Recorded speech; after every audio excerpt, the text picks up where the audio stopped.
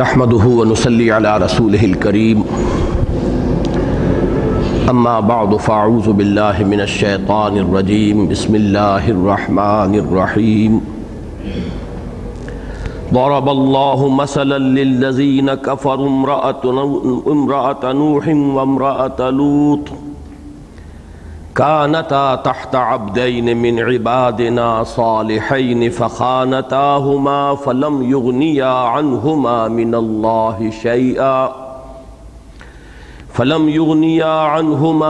الله شيئا وقيل ادخلا النار مع الداخلين وضرب الله مثلا للذين آمنوا امرأة فرعون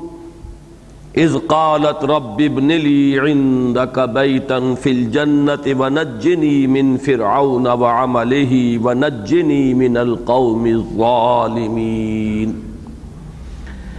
ومريم ابنة عمران التي أحصنت فرجها فنفخنا فيه من روحنا وصدقت بكلمات ربها وكتبه وكانت من القانتين صدق اللہ العظیم رب اشرح لي صدری ویسر لي امری واحلل عقدۃ من لسانی یفقہوا قولی اللہم ربنا الہمنا رشدنا واعذنا من شرور انفسنا اللہم ارنا الحق حقا وارزقنا اتباعہ وارنا الباطل باطلا وارزقنا اجتنابہ اللہم ربنا زدنا ایمانا وہدا وعلما نافعا وعملا صالحا ورزقا حلالا طیبا آمین یا رب العالمین۔ تقریباً 3 ہفتے کا وقفہ درمیان میں پڑ گیا ہے۔ پچھلے درس میں آپ کو یاد ہوگا کہ ہم سورہ تحریم کی آیت نمبر 9 تک مطالعہ کر چکے ہیں۔ ابھی سورہ مبارکہ کی یہ آخری 3 آیات ہیں جو ابھی میں نے تلاوت کی ہیں اور آپ نے سماعت فرمائی ہیں۔ ان آیات پر نہ صرف یہ کہ سورہ تحریم کا اختتام ہو رہا ہے بلکہ ان 10 مدنی صورتوں کا بھی اختتام ہو رہا ہے جو سورہ حدید سے سورہ تحریم تک قرآن حکیم میں مدنی صورتوں کے سب سے بڑے گلدستے بلحاظ تعداد سور سب سے بڑے گلدستہ جو ہے انہی پر مشتمل ہے۔ اس مناسبت سے طبیعت میں پھر ایک آمادگی ہے اور رجحان ہے کہ مصحف کی ترتیب کے بارے میں چند باتیں دوبارہ یاد دلا دوں۔ قرآن حکیم کی 114 سورتیں ایک تو 7 حزب میں احزاب میں یا 7 منزلوں میں منقسم ہے۔ وہ ہے بغرض تلاوت، تقریباً مساوی 7 حصے کہ ایک ایک حصہ انسان روزانہ پڑھے تو ہر ہفتے میں وہ قرآن مجید ختم کر سکے۔ لیکن ایک اور ترتیب ہے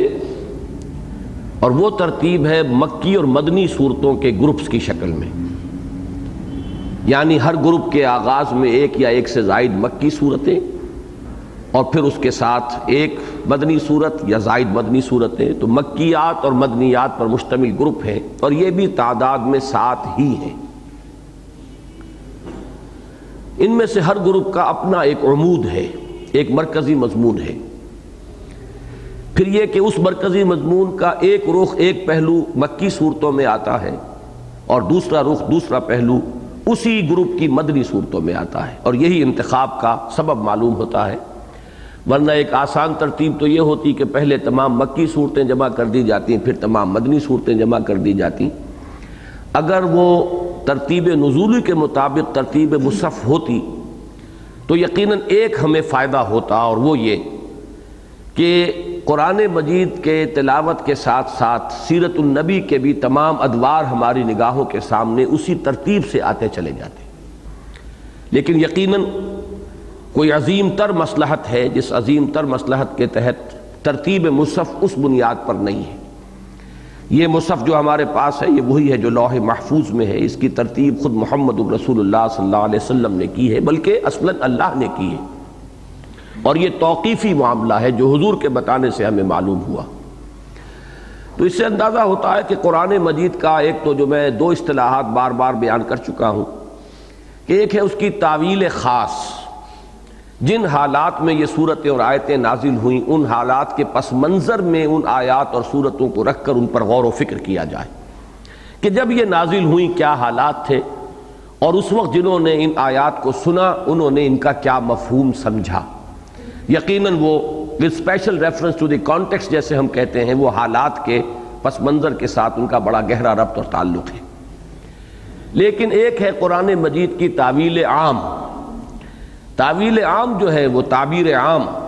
وہ جو ہے الفاظ کے عموم کے اعتبار سے، الاعتبار لعموم اللفظ لا لخصوص السبب، کہ جنرلائز کی جائے، اس لیے کہ قرآن مجید صرف اس دور کے لوگوں کے لیے ہدایت اور رہنمائی بن کر نازل نہیں ہوا تھا، بلکہ یہ تو اب تا قیام قیامت یہی الہدا ہے، یہی اللہ کا آخری اور کامل ہدایت نامہ ہے۔ بقول علامہ اقبال، نوع انسان را پیام آخری حامل او رحمت للعالمین۔ تو گمان یہ ہوتا ہے، بلکہ یہ گمان اس معنی میں یہ لفظ بول رہا ہوں کہ جس معنی میں ظن عربی زبان میں یقین کے لیے بھی استعمال ہوتا ہے، کہ یہ ترتیب جو ہے یہ تعویل عام کے اعتبار سے اہم تر ہے۔ دائمی اعتبار سے قرآن مجید پر جو غور و فکر اور تدبر ہوتے رہنا چاہیے، اس کے جو نئے نئے غوامض ہیں اور نئے پہلو ہیں اور نئی معرفتیں ہیں اور نئی رہنمائیاں ہیں، وہ اسی ترتیب پر غور و فکر کرنے سے انشاءاللہ مزید ابھر کر سامنے آئیں گی۔ بہرحال ان میں چونکہ جو 7 گروپ میں نے ابھی آپ کے سامنے جن کا تذکرہ کیا ہے، ان میں سے پہلے گروپ کی جو مکی صورت ہے وہ صرف سورہ فاتحہ ہے، اور آخری گروپ کی مدنی صورتیں چھوٹی چھوٹی چند صورتیں، جب ہم وہاں پہنچیں گے تو میں اس کے بارے میں بھی بحث کروں گا، چونکہ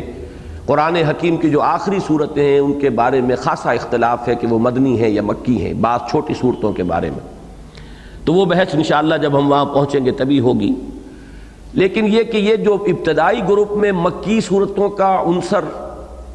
یعنی حجم کے اعتبار سے تقریباً نہ ہونے کے برابر، ویسے تو سورہ فاتحہ خود مکمل قرآن ہے، وَلَقَدْ آتَيْنَاكَ سَبْعًا مِّنَ الْمَثَانِي وَالْقُرْآنَ الْعَظِيمِ، لیکن حجم کے اعتبار سے کہہ رہا ہوں۔ اسی طرح آخری گروپ کی مدنیات تقریباً نہ ہونے کے برابر۔ تو اس طرح یہ 6 گروپ بنتے ہیں اصل میں بنیادی طور پر، اور ان میں ایک تقسیم ذہن میں رکھیے خاص طور پر مکی صورتوں کے اعتبار سے۔ پہلے 2 گروپ میں زیادہ زور، زیادہ ایمفیسس، زیادہ وضاحت رسالت اور نبوت، اور خاص طور پر ان قوموں کا انجام جن کی طرف رسول بھیجے گئے اور انہوں نے ان کی تکذیب کی اور بالآخر انہیں عذاب استیصال کے ذریعے سے نسیم منسیہ کر دیا گیا۔ پھر 2 گروپس کے اندر زیادہ زور توحید پر ہے، اور آخری جو 2 گروپ ہیں ان میں زیادہ زور ہے انذار آخرت۔ یہ انذار کے گروپ ہیں، اور پہلا گروپ تو ان میں سے وہ ہے کہ جو سورہ قاف سے شروع ہو کر سورہ واقعہ تک 7 مکی صورتوں پر مشتمل ہے، اور اس کا مدنی حصہ یہ ہے جو سورہ حدید سے سورہ تحریم تک ہے۔ یہ چھٹا گروپ ہے مکی اور مدنی صورتوں کا۔ 7واں گروپ سورۃ الملک سے شروع ہوگا اور یہ چلے گا سورۃ الناس تک۔ اس میں یوں ایک اتفاقی بات یہ ہے کہ یہ مکی مدنی کے اعتبار سے تو 2 گروپ ہیں، لیکن وہ جو میں نے عرض کیا تھا کہ ایک تقسیم ہے منزلوں کی تقسیم، تلاوت والی منزلیں احزاب، تو یہ ایک ہی حزب ہے، سورہ قاف سے لے کر سورۃ الناس تک حزب یہ ایک بنتا ہے، منزل ایک ہے۔ یہ آخری اور 7ویں منزل ہے قرآن مجید کی، اور یوں ہم کہہ سکتے ہیں کہ اس منزل میں جو صورتیں ہیں ان میں جو اصل ارتکاز ہے مضمون کا، جو ایمفیسس ہے، جو زور ہے، وہ ایمان بالآخرہ، ایمان بالقیامہ، جنت اور دوزخ کے احوال، اور انذار، خبردار کرنا، چونکانا، ہوش میں لانا۔ یہ انسان جو ہے وہ اپنی غفلت میں یہ سمجھ بیٹھتا ہے کہ زندگی بس شاید صرف یہی زندگی ہے، موت شاید میرے وجود کے خاتمے کا نام ہے، جو کچھ کرنا ہے کر لو، جو عیش کرنے ہیں کر لو، جس طور سے چاہو کر لو، بابر و عیش کوش کے عالم دوبارہ نیست۔ اس مغالطے سے، اس غلطی سے انسان کو نکالنا، انذار، چونکانے کے انداز میں، وہ در حقیقت ان صورتوں کا سب سے زیادہ اہم اور بنیادی مضمون ہے۔ اب اس میں خاص طور پر یہ جو گروپ تھا جس کو آج ہم ختم کر رہے ہیں اللہ کے فضل و کرم سے، اس میں جو مکی صورتیں ساتھ ہیں ان کا تو ایک خاص وصف میں نے پہلے بیان کیا تھا کہ عربی زبان میں فصاحت، بلاغت،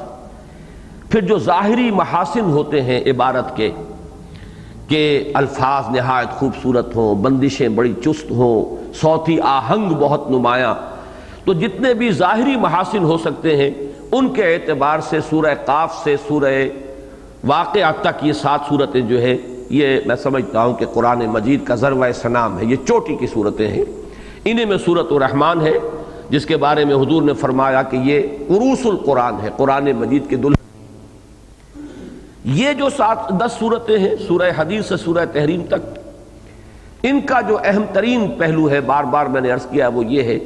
کہ ان میں خطاب کفار سے نہیں ہے، مشرکین سے نہیں ہے، اہل کتاب سے نہیں ہے، نصارہ سے نہیں ہے، یہود سے نہیں ہے، بلکہ کلیتاً مسلمانوں سے ہے۔ یہ 10 کی 10 صورتیں جو ہیں خطاب بے امت مسلمہ پر مشتمل ہے۔ اب اس اعتبار سے دیکھیے تو ایک عجیب تقسیم ہے،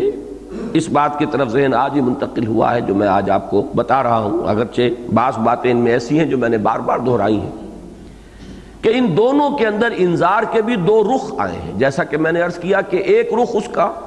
مکی صورتوں میں ہوگا اور ایک مدنی صورتوں میں ہوگا، تصویر کے 2 رخ۔ مکی صورتوں میں انذار کیا جا رہا ہے کفار کو جو اللہ کو نہیں مانتے یا توحید کو قبول نہیں کرتے، شرک میں مبتلا ہیں، آخرت کے منکر ہیں، رسالت کے منکر ہیں،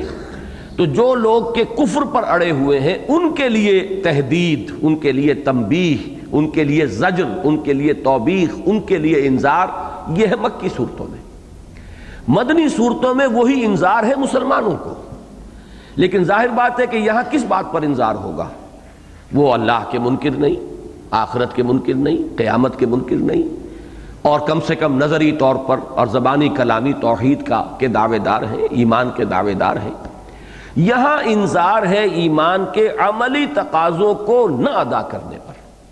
تم نے مان تو لیا لیکن ماننے کے جو تقاضے ہیں وہ پورے نہیں کر رہے، تمہیں کیا ہو گیا ہے؟ یا ایھا الذین آمنوا لما تقولون ما لا تفعلون کبر مقتا عند اللہ ان تقولوا ما لا تفعلون۔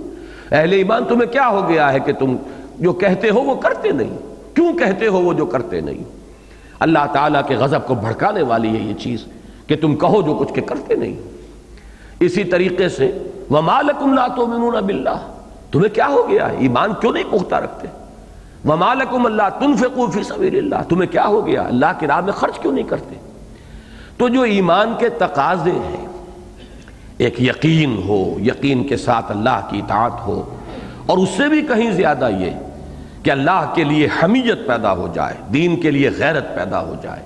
انسان میں یہ حمیت و غیرت دینی جو ہے یہ اسے آمادہ کرے کہ دین کو اگر وہ دیکھ رہا ہے کہ وہ پامال ہے، وہ مغلوب ہے،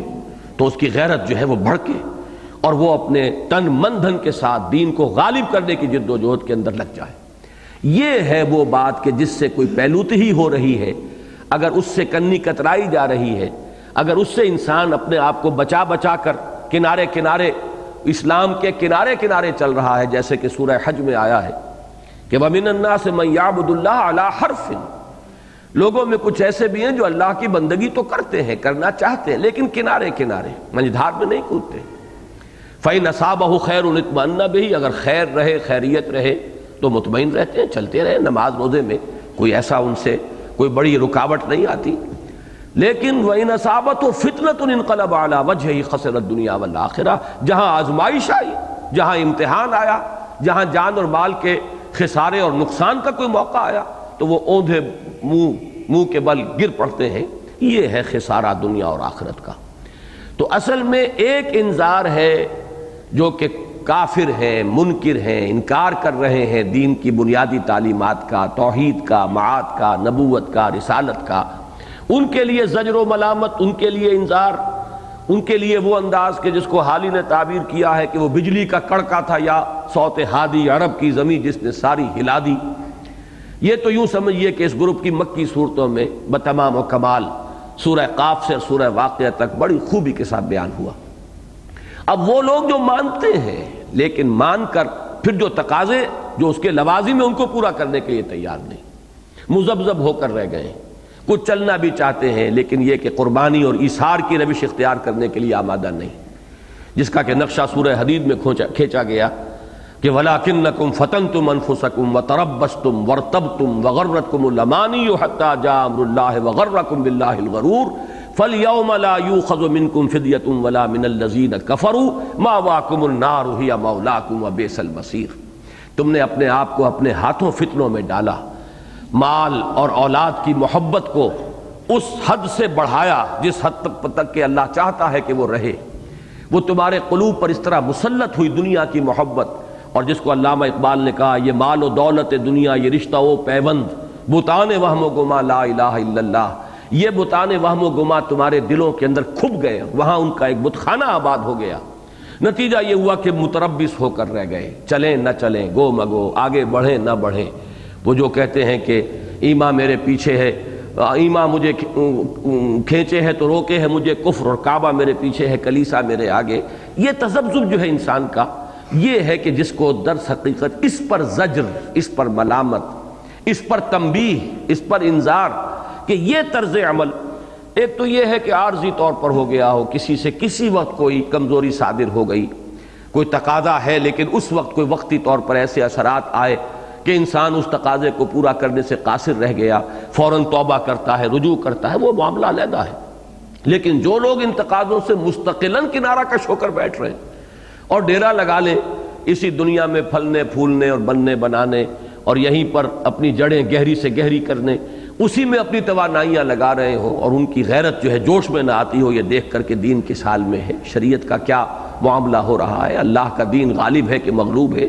تو یہ وہ لوگ ہیں کہ جن کے بارے میں کہا گیا یہی ہے وَلَٰكِنَّكُمْ فَتَنْتُمْ أَنفُسَكُمْ وَتَرَبَّصْتُمْ وَارْتَبْتُمْ وَغَرَّتْكُمُ الْأَمَانِيُّ حَتَّىٰ جَاءَ أَمْرُ اللَّهِ۔ اور انجام کیا ہوگا؟ دنیا میں تم مسلمان سمجھے گئے، اب یہاں آخرت میں تمہارے لیے وہی انجام ہے کہ جو کفار کا ہے، مَأْوَاكُمُ النَّارُ هِيَ مَوْلَاكُمْ وَبِئْسَ الْمَصِيرُ۔ یہ انذار ہے ان 10 صورتوں میں جو پے بپے آیا ہے۔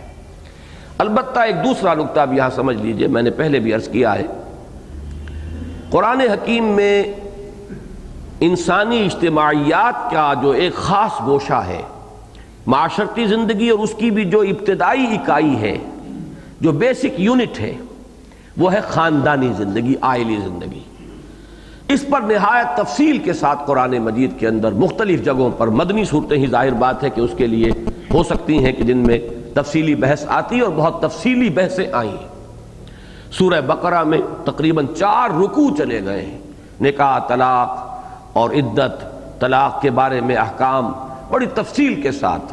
رضاعت وغیرہ کے معاملات۔ یہ جو فیملی لائف ہے یہ ہے در حقیقت انسانی اجتماعیات کی اکائی، یہ یونٹ ہے۔ اس کے بعد آپ کے علم میں ہے، جن حضرات کو بھی قرآن مجید سے مناسبت ہے پڑھتے رہتے ہیں، کہ پھر یہ احکام بار بار آتے ہیں۔ معاشرتی مسائل سورہ نساء میں بہت شرح و بسط کے ساتھ آئے، سورہ مائدہ میں آئے، پھر خاص طور پر عائلی قوانین کا معاملہ بھی سورہ نساء کے اندر بھی آیا ہے، تعدد ازدواج کا معاملہ وہاں آیا ہے، پھر یہ کہ اگر ایک سے زائد بیویاں ہوں تو ان کے مابین عدل اور انصاف، اس میں کس حد تک جانا ضروری ہے، کس حد تک انسان کے بس میں نہیں ہے، یہ ساری تفاصیل بھی اسی عائلی زندگی سے متعلق ہیں۔ آگے چلیے تو پھر سورہ احزاب کے اندر مضامین آئے ہیں، اور اس گروپ کے اندر بھی اگرچہ اس کا جو مین ہے مضمون وہ ہے انفاق فی سبیل اللہ، جہاد فی سبیل اللہ، اللہ کے دین کے غلبے کی جد و جہد، اس نظام عدل و قسط کو قائم کرنے کی جد و جہد جو اللہ تعالیٰ نے اپنے نبیوں اور رسولوں کے ذریعے بھیجا۔ سورہ حدید کی آیت نمبر 25 ذہن میں رکھیے، سورہ صف کی آیت نمبر 9 ذہن میں رکھیے، هو الذی ارسل رسولہ بالہدی ودین الحق لیظہرہ علی الدین کلہ۔ ان مقاصد کے لیے تن من دھن لگانا، یہ ہے ایمان کا تقاضا، اور یہی کٹھن گزرتا ہے انسان پر، یہی شاخ گزرتا ہے۔ لہذا اصل مضمون تو وہی ہے ان تمام صورتوں کا۔ یہی وجہ ہے کہ سورہ تغابن ہم نے پڑھی تو وہاں پر بھی وہ بات آ گئی، فاتقوا اللہ ما استطعتم واسمعوا واطیعوا وانفقوا خیرا لانفسکم۔ سورہ منافقون تو پوری کی پوری اسی موضوع پر ہے کہ نفاق کسے کہتے ہیں، اس کے تدریجی مراحل کیا ہیں۔ سورہ جمعہ میں وہ اللہ کے دین کے غلبے کی جد و جہد کا جو اساسی منہاج ہے وہ بیان کیا گیا ہے، یتلو علیہم آیاتہ ویزکیہم ویعلمہم الکتاب والحکمہ۔ سورہ صف تو یوں سمجھیے کہ اس موضوع پر کلائمیکس ہے قرآن کا، کہ اس کی مرکزی آیت وہ ہے هو الذی ارسل رسولہ بالہدی ودین الحق لیظہرہ علی الدین کلہ ولو کرہ المشرکون، اور ایسے للکارا گیا ہے اہل ایمان کو، یا ایھا الذین آمنوا هل ادلکم علی تجارۃ تنجیکم من عذاب علیم تؤمنون باللہ ورسولہ وتجاہدون فی سبیل اللہ باموالکم وانفسکم۔ اختتام ہوتا ہے یا ایھا الذین آمنوا کونوا انصار اللہ، اللہ کے مددگار بنو، اور ابتدا میں وہ بڑی تنبیہ لما تقولون ما لا تفعلون کبر مقتا عند اللہ ان تقولوا ما لا تفعلون، اور اس کے ساتھ ہی معیار دے دیا گیا اللہ کو کون سے بندے اپنے پسند ہیں، ان اللہ یحب الذین یقاتلون فی سبیلہ صفا کانہم بنیان مرصوص۔ اس سے پہلے آئیے تو اسی موضوع پر کہ جو متحارب ہیں اہل کفر، ان کے ساتھ محاربین کے ساتھ تمہاری کوئی دوستی نہیں ہونی چاہیے، اس لیے کہ یہ اشداء علی الکفار یہ لازمی تقاضا ہے۔ اگر تمہیں دین کے غلبے کی جد و جہد کرنی ہے تو اگر ان کے ساتھ تمہاری دوستیاں رہیں اور تمہاری رشتہ داریوں کی بنیاد پر جو بھی محبتیں برقرار رہیں تو یہ جد و جہد آگے نہیں بڑھ سکتی۔ سورہ ممتحنہ کا سب سے بڑا مضمون وہی ہے۔ اس سے پھر پیچھے چلیے تو سورۃ الحشر میں وہ جو ایک تصادم اور کشمکش جو بھی کفر اور اسلام کے مابین ہے اس پر بڑی تفصیلی باتیں آئیں۔ سورہ حدید تو ہے ہی پوری کی پوری اس مضمون پر، انفاق، ایمان لاؤ اور کھپا دو، لگا دو، صرف کر دو، آمنوا باللہ ورسولہ وانفقوا مما جعلکم مستخلفین فیہ۔ اب یہ ہے وہ ساری بحث، اور اس میں وہ آیہ مبارکہ جس کو میں نے پہلے بھی ابھی ریفر کیا ہے کہ ہم نے تو بھیجا اس لیے اپنے رسولوں کو، معجزے دے کر بھیجا، کتابیں نازل کی، میزان نازل کی، کس لیے؟ لیقوم الناس بالقسط، تاکہ لوگ عدل پر قائم ہوں۔ اور اگر کوئی نظام ظالمانہ ہے، عدل نہیں ہے، تو ظاہر بات ہے کہ تبلیغ بھی ہوگی، تلقین بھی ہوگی، نصیحت بھی ہوگی، وعظ بھی ہوگا، لیکن جو لوگ اس تبلیغ اور تلقین اور وعظ اور نصیحت سے اثر پذیر ہو کر جو کھنچ آئیں گے اس دعوت حق کی طرف، پھر انہیں منظم کیا جائے گا، پھر ان کو ایک جمعیت کی شکل دی جائے گی، پھر ان کو ایک طاقت بنایا جائے گا، اور یہ طاقت پھر ٹکر مول لے گی اس نظام باطل کے ساتھ، اس ظالمانہ اور استحصالی نظام کے ساتھ۔ ہم نے اسی لیے لوہا اتارا ہے، وَأَنزَلْنَا الْحَدِيدَ فِيهِ بَأْسٌ شَدِيدٌ وَمَنَافِعُ لِلنَّاسِ۔ یہ میں نے ایک مرتبہ پھر ایک برڈز آئی ویو آپ کو ان 10 صورتوں کا دیا ہے کہ اصل میں ان 10 صورتوں کا مین مضمون جو ہے اس کا ایکسس وہ یہ ہے، اللہ کے دین کے غلبے اور اللہ کے عطا کردہ نظام عدل و قسط، سوشل جسٹس کا جو نظام اللہ نے دیا ہے اس کو بالفعل قائم کرنے کی جد و جہد میں جان، مال، تن، من، دھن کھپانا، یہ دین کا وہ تقاضا ہے ایمان کا کہ جس سے پہلو تو ہی کرو گے تو جان لو کہ پھر وہ آخری منزل وہ نفاق ہے، اور اس کا اخروی انجام وہی ہے جو کفار کا ہے۔ یہ تو ہے مرکزی مضمون۔ البتہ وہ عائلی معاملات ہم دیکھتے ہیں ان صورتوں میں بھی، اور کوئی پہلو یہاں زیر بحث نہیں آئے، اجتماعی زندگی کے، کوئی سیاسی زندگی کا بھی کہیں کوئی اصول آ گیا ہو، معاشی زندگی کا بھی ایک ہدف آ گیا ہے کہ لا یکون دولۃ بین الاغنیاء منکم سورہ حشر میں، لیکن عائلی زندگی سے متعلق آپ نے دیکھا سورہ مجادلہ کے شروع میں ایک بحث ہے، اس کے بعد سورہ ممتحنہ کا آخری حصہ تقریباً طویل ترین آیات ان میں شامل ہیں، وہ سب خواتین کے مسئلوں سے متعلق ہیں، اور اس کے بعد یہ 2 صورتیں جو آج ہم ختم کر رہے ہیں،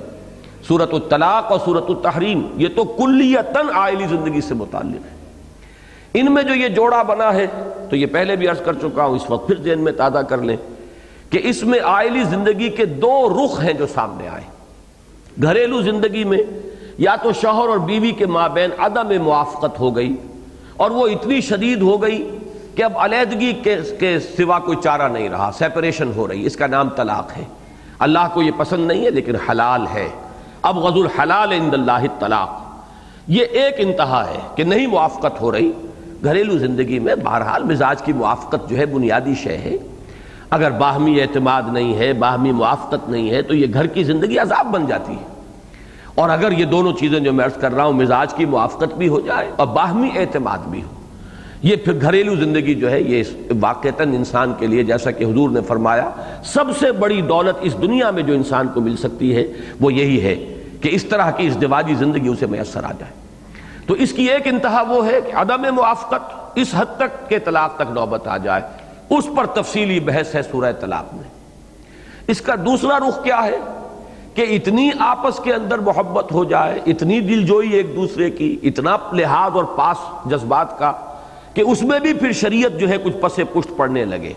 حلال کو حرام یا حرام کو حلال کرنے لگے انسان. تو ظاہر بات ہے کہ یہاں چونکہ معاملہ حضور صلی اللہ علیہ وسلم کا تھا تو حرام کو حلال کرنے کا تو کوئی سوال نہیں، لیکن ایک حلال چیز کو آپ نے قسم کھا لی استعمال نہ کرنے کی، گویا کہ یوں کہا جا سکتا کہ اپنے اوپر حرام کر لیا، اپنی بیویوں کے جذبات کا پاس کرتے ہوئے. یہ وہ شے ہے کہ جس پر گرفت سے یہاں بات شروع کی گئی، اور اس میں ہمارے سامنے ایک رول آیا ہے کہ خاندان کا سربراہ مرد ہے. پہلی بات یہ، میں اس کے بارے میں اور بھی چند باتیں عرض کروں گا بعد میں. خاندان کا سربراہ مرد ہے. نمبر 2، خاندان کے سربراہ کی ذمہ داری صرف اپنے اہل و عیال کے نان نفقے کی نہیں ہے، بلکہ وہ ذمہ دار اس کا بھی ہے کہ اللہ نے اپنے جو بندے اس کے چارج میں دیے ہیں ان کی وہ عاقبت سنوارنے کی کوشش کرے، ان کو جہنم کی آگ سے بچانے کے لیے جتنی جد و جہد وہ کر سکتا ہو اس میں وہ کوئی کمی نہ آنے دے. ان کی تربیت، ان کو دین کی طرف راغب کرنے کی جد و جہد، انہیں احکام خداوندی کا پابند کرنے اور اس کی مشق کرانے کی کوشش، یہ ذمہ داری بھی سربراہ اسرہ کی، خاندان کے سربراہ کی ہے. اسی کی طرف اشارہ کیا گیا کہ یا ایھا الذین آمنوا قوا انفسکم واہلیکم نارا وقودھا الناس والحجارہ. اہل ایمان بچاؤ اپنے آپ کو اور اپنے اہل و عیال کو آگ سے، جس کا ایندھن بنیں گے انسان اور پتھر. گویا کہ یہ ذمہ داری جو عام طور پر نگاہوں سے اوجھل ہو جاتی ہے، آدمی یہ تو سمجھتا ہے یہ ایک طبعی تقاضا ہے، یہ تو ہر شخص کرے گا، کوئی ہندو ہو، سکھ ہو، پارسی ہو، عیسائی ہو، وہ اپنی اولاد کے بارے میں دنیا کے اعتبار سے سوچے گا، غور کرے گا، اچھے سے اچھا کیریئر، اچھے سے اچھا مستقبل، باعزت زندگی گزارنے کے قابل ہو جائیں، کچھ میں ان کے لیے چھوڑ مروں. یہ سوچ جو ہے یہ تو سب کی ہوتی ہے، لیکن یہ ہے کہ بحیثیت مسلمان اس کی پہلی ذمہ داری یہ ہے کہ قوا انفسکم واہلیکم نارا. اور اس کے لیے اب ان کے ساتھ اگر غیر ضروری ڈھیل ہو گئی، ضرورت سے زیادہ نرمی برتی گئی تو بھی ان کے بگڑنے کا امکان ہے. ایک بڑے توازن کی ضرورت ہے کہ سختی بھی ہو، نرمی بھی ہو، جس کی طرف کہ اس سے پہلے سورہ تغابن میں اشارہ کیا جا چکا کہ ایک طرف تو خود تم جو ہے پوری طرح چوکس اور چوکنے رہو کہ کہیں اہل و عیال کی محبت جو ہے وہ تم پر اتنی قابو یافتہ نہ ہو جائے کہ تمہیں کسی غلط رخ پر موڑ دے. یا ایھا الذین آمنوا ان من ازواجکم واولادکم عدوا لکم فاحذروہ. اے ایمان والو، تمہاری بیویوں اور تمہاری اولاد میں سے تمہارے دشمن ہیں، بچ کر رہو، ہوشیار رہو، be on the alert, be on the guard. ایسا نہ ہو کہ تم غفلت میں ان کی طبعی محبت کے زیر اثر کوئی کام ایسا کر بیٹھو کہ جو اللہ کو پسند نہیں ہے، یا کسی حرام میں منہ مار بیٹھو کہ ان کی فرمائشیں پوری کرنے کے لیے، ان کے لیے بہتر سے بہتر زندگی کے لوازم فراہم کرنے کے لیے انسان جو ہے پھر وہ حلال پر اگر نہیں ہو رہا، ایک اکتفا کر کے بات نہیں بن رہی ہے تو حرام میں منہ مارنے لگے. یہ گویا کہ تمہاری عاقبت کو برباد کر دیں گے. وہ ان کی یہ محبت پھر تمہارے لیے محبت نہیں بلکہ یہ تمہارے لیے عداوت بن جائے. یا ایھا الذین آمنوا ان من ازواجکم واولادکم عدوا لکم فاحذروہ. البتہ بیلنس کرو اسے، ایسا نہ ہو کہ گھر کی زندگی جو ہے وہ میدان جنگ کا نقشہ پیش کرنے لگے. وہاں پر یہ بھی ہو کہ ان کی خطاؤں سے درگزر بھی کیا کرو، خود اپنے آپ کو محفوظ رکھو. اس آیت میں اصل ایمفیسس یہ ہے کہ ہوشیار اور چوکس اور چوکنے رہو کہ ان کی محبت تمہیں نقصان نہ پہنچا دے. باقی ان کے ساتھ نرمی بھی برتو، ان کے ساتھ جو ہے عفو و درگزر سے بھی کام لو. وَإِن تَعْفُوا وَتَصْفَحُوا وَتَغْفِرُوا فَإِنَّ اللَّهَ غَفُورٌ رَحِيمٌ. لیکن یہ نرمی بھی اگر حد سے تجاوز کر جائے، اب یہی بیلنس کی بات ہے. میں نے بارہ عرض کیا ہے کہ یہ جس کو ہم کہتے ہیں روایتی انداز میں کہ پل صراط ایسی جگہ ہے جو تار تلوار کی دھار سے زیادہ تیز اور بال سے زیادہ باریک ہے. تو واقعہ یہ ہے کہ خود اس زندگی کے اندر اکثر معاملات میں ہمیں سابقہ پیش آتا ہے پل صراط سے. توازن والا راستہ، اعتدال والا راستہ بہت باریک ہوتا ہے. ذرا ادھر ہو جائے افراط ہو جائے گی، ذرا ادھر ہو جائے تفریط ہو جائے گی. ادھر عدم توازن ہو گیا اس کی خرابی پیدا ہو جائے گی، ادھر عدم توازن ہو گیا اس کی خرابی پیدا ہو جائے گی. یہ بیلنس اور توازن ہی در حقیقت مشکل ترین کام ہے. لہذا اس آئلی زندگی میں بھی یا تو سختی ہو رہی ہے بے پناہ، اس سختی کا نتیجہ پھر بغاوت کی شکل میں نکلتا ہے، اولاد میں ڈھٹائی پیدا ہو جاتی ہے، ان کے اندر ضد اور ہٹ کا عنصر پیدا ہو جاتا ہے۔ اور بہت سے گھرانوں میں، خاص طور پر دینی گھرانوں میں، جہاں اس معاملے کے اندر بہت ہی زیادہ گرفت اور رد و قدا ہے، یہ دیکھنے میں آتا ہے کہ اولاد کے اندر ایک طرح کی بغاوت پیدا ہو جاتی ہے۔ لیکن دوسری طرف اگر ضرورت سے زیادہ نرمی ہو رہی ہے تب بھی معاملہ جو ہے اب اس لاڈ پیار کے اندر بھی بگاڑ کا اندیشہ موجود ہے۔ تو ایک توازن کی ضرورت ہے۔ اسی توازن کو سورہ تغابن کی اس آیت اور سورہ تحریم کی اس آیت کے حوالے سے یہاں لے آئے۔ وہاں فرمایا یہ تمہارے دشمن ہے، بچ کر رہو۔ یہاں فرمایا تمہاری ذمہ داری ہے کہ تم انہیں اللہ کے دین کی طرف بلاؤ، لے کر چلو، انہیں فرما بردار بنا کر اٹھاؤ، انہیں اس راستے پر چلانے کی کوشش کرو، ان کی اس انداز میں تربیت کرو کہ وہ جہنم کے شعلوں سے اور جہنم کی آگ سے بچ سکیں۔ یہ ہے در حقیقت ان دو صورتوں کے مابین توازن۔ اور خواتین کے معاملے میں اب جو مسئلہ ان 3 آیات میں آیا ہے، جو پہلی ایک آیت ہم نے آخری جو پڑھی تھی پچھلے درس میں، اس کی طرف صرف اور اشارہ کر کے اب میں خاص آج کے آیات کے مضمون کی طرف آ رہا ہوں۔ یا ایھا النبی جاہد الکفار والمنافقین واغلظ علیہم، اے نبی آپ جہاد کیجئے کفار سے بھی، منافقین سے بھی، اور ان پر سختی کیجئے۔ یعنی آپ کی طبیعت کے اندر جو نرمی ہے، آپ کی طبیعت میں جو رافت ہے، آپ کی طبیعت میں جو رحمت اور شفقت کوٹ کوٹ کر بھری ہوئی ہے، اس سے بھی کچھ نقصان پہنچ سکتا ہے کہ آپ کفار کے حق میں بھی نرمی اگر برتیں گے، منافقین کے ساتھ بھی نرم سلوک کریں گے، تو ان اشرار کی، ان شریروں کی، ان مجرموں کی حوصلہ افزائی ہوگی۔ ان کے لیے آپ کے اندر غلظت ہونی چاہیے، ان کے لیے آپ کے اندر سختی ہونی چاہیے۔ یہ آپ کی اس ذاتی شرافت اور مروت سے ناجائز فائدے نہ اٹھائیں۔ یہ در حقیقت اسی مضمون کی مناسبت کے اعتبار سے کہ جیسے گھریلو زندگی میں ضرورت سے زیادہ نرمی، ضرورت سے زیادہ لاڈ پیار اولاد کو، اہل و عیال کو بگاڑنے کا سبب بن سکتا ہے، اسی طرح تحریکی زندگی کے اندر وہ جد و جہد جو ہو رہی تھی اقامت دین کی، اس لیے کہ نفاق کا مضمون تو اسی سے متعلق ہے، اس میں بھی اے نبی تقاضا ہے اس بات کا کہ کہیں سختی بھی کرنی پڑتی ہے، تو وہاں ایسا نہیں ہونا چاہیے کہ آپ کے اندر جو طبعاً انتہائی رحمت اور شفقت اور رافت اور مودت کا جذبہ جو ہے غالب ہے، وہ وہاں رکاوٹ بنے، بلکہ یہ کہ وہاں آپ کو سختی کرنی ہوگی۔ جیسے سورہ نور میں آیا ہے،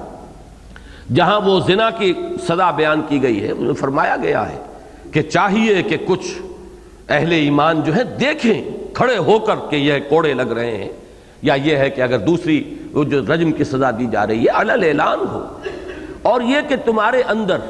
اللہ کے اس دین، اللہ کی شریعت، اللہ کے حدود اور تعزیرات کی تنفیذ کے ضمن میں کہیں نرمی نہیں آنی چاہیے۔ وَلَا تَأْخُذْكُمْ بِهِمَا رَأْفَةٌ فِي دِينِ اللَّهِ،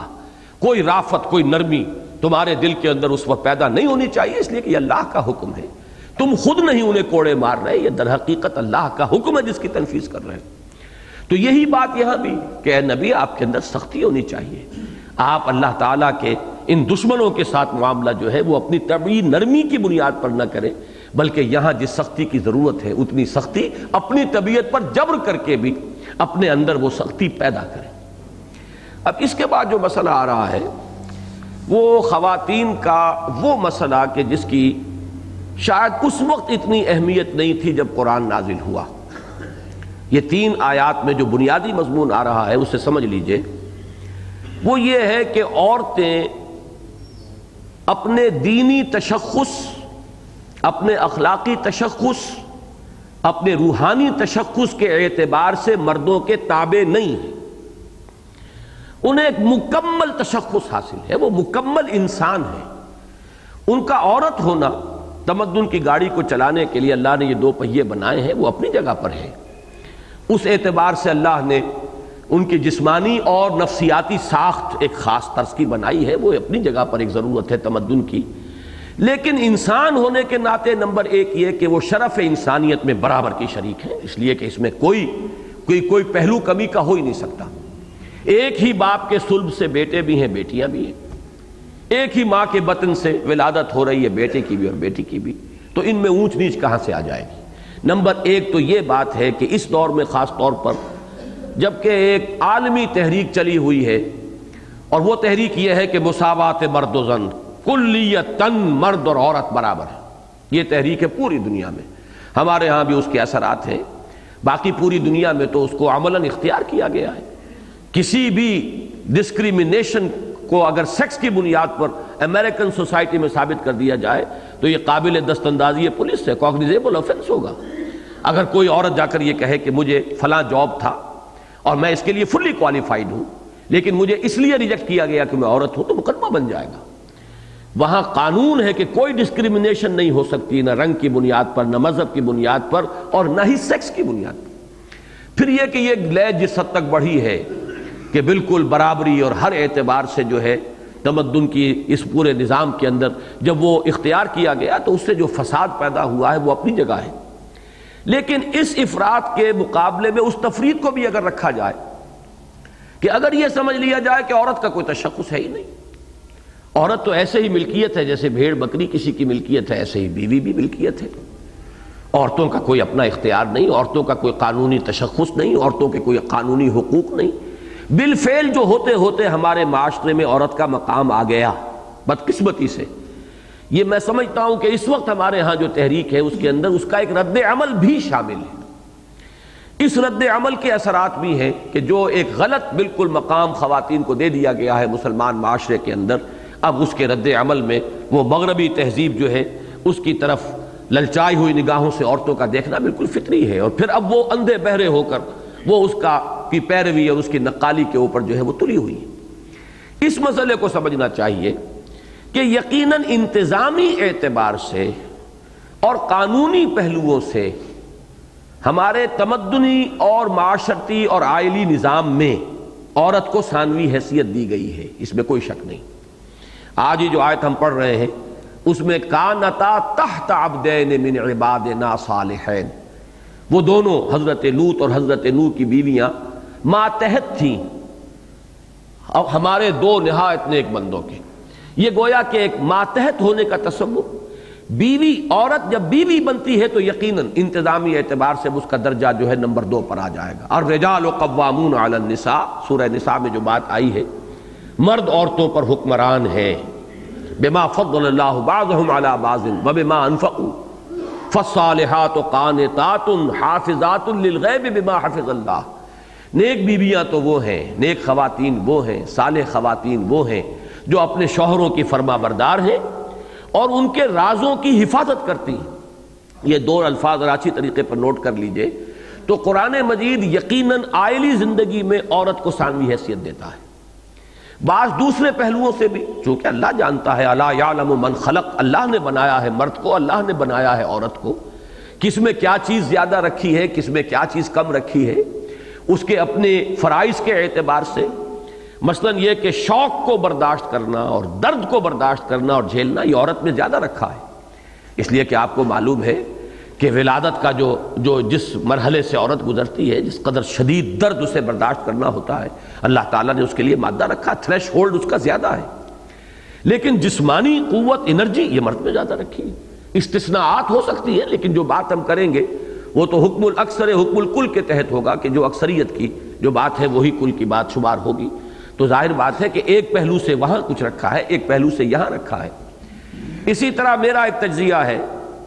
کہ قانون شہادت میں جو یہ معاملہ رکھا گیا کہ 2 عورتوں کی شہادت ایک مرد کی شہادت کے قائم مقام، اور یہ قرآن مجید کی نص سری ہے، نص قطعی ہے،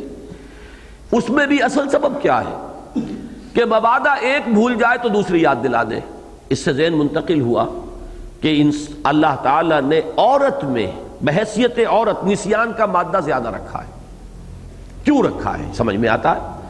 اس لیے کہ جب ثانوی حیثیت اسے اپنی آئلی زندگی میں اختیار کرنی پڑے گی، آپ کو معلوم ہے کہ نمبر 2 جو ہوتا ہے سخت پریشر اس پر آتا ہے، اسے بہت سے مواقع پر اپنی رائے پیچھے کرنی پڑے گی اور نمبر 1 کی بات ماننی پڑے گی۔ فالصالحات قانتات، اگر تو کوئی شے ایسی ہے کہ جس میں دین کی کوئی بنیادی بات آ گئی، نص سری ہے، یہ شے حرام ہے، تو عورت کہہ سکتی ہے اپنے شوہر سے کہ میں اس معاملے میں آپ کی بات نہیں مان سکتی، یہ اللہ اور اس کے رسول کی معصیت ہے۔ لا طاعت لمخلوق فی معصیت الخالق، مخلوق میں کوئی ہو، شوہر ہو، حاکم ہو، جہاں اللہ کی اور اس کے رسول کی معصیت آ گئی، لا سمع ولا طاعہ، نہ سنیں گے نہ مانیں گے۔ لیکن فرض کیجئے 2 چیزیں ہیں، گھریلو زندگی میں یہ معاملات آتے رہتے ہیں، یہ کام یوں کر لیا جائے یا یوں کر لیا جائے، اس فرض کیجئے گھر کی سیٹنگ ہی کا معاملہ یوں کیا جائے یا یوں کیا جائے، کہیں رشتے ہیں بچوں کے کرنے ہیں، یہاں کیا جائے یا وہاں کیا جائے، کوئی نس والی بات نہیں ہے، کوئی حرام سری کی بات کسی طرف بھی نہیں ہے۔ اب ایسے معاملات میں عورت کو ذہناً طبعاً قلباً آمادہ رہنا چاہیے،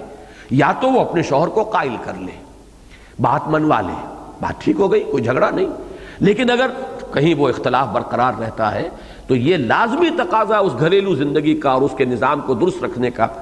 کہ عورت کو ذہناً آمادہ رہنا چاہیے کہ وہ اپنے شوہر کی بات مانے گی، چاہے وہاں دونوں چیزیں مساوی ہو رہی ہوں، کہیں کوئی گناہ کا معصیت کا معاملہ نہیں ہے، دونوں مباحات کی چیزیں ہیں، لیکن مباحات کے چوائس میں اسی کو جس کو آپ کہتے ہیں گویا کہ ایک طرح کا ویٹو حاصل ہوگا مرد کو اپنی خاندانی زندگی کے اندر۔ اب اس کا ایک رد عمل ہوتا ہے، یہ فطرت انسانی ہے،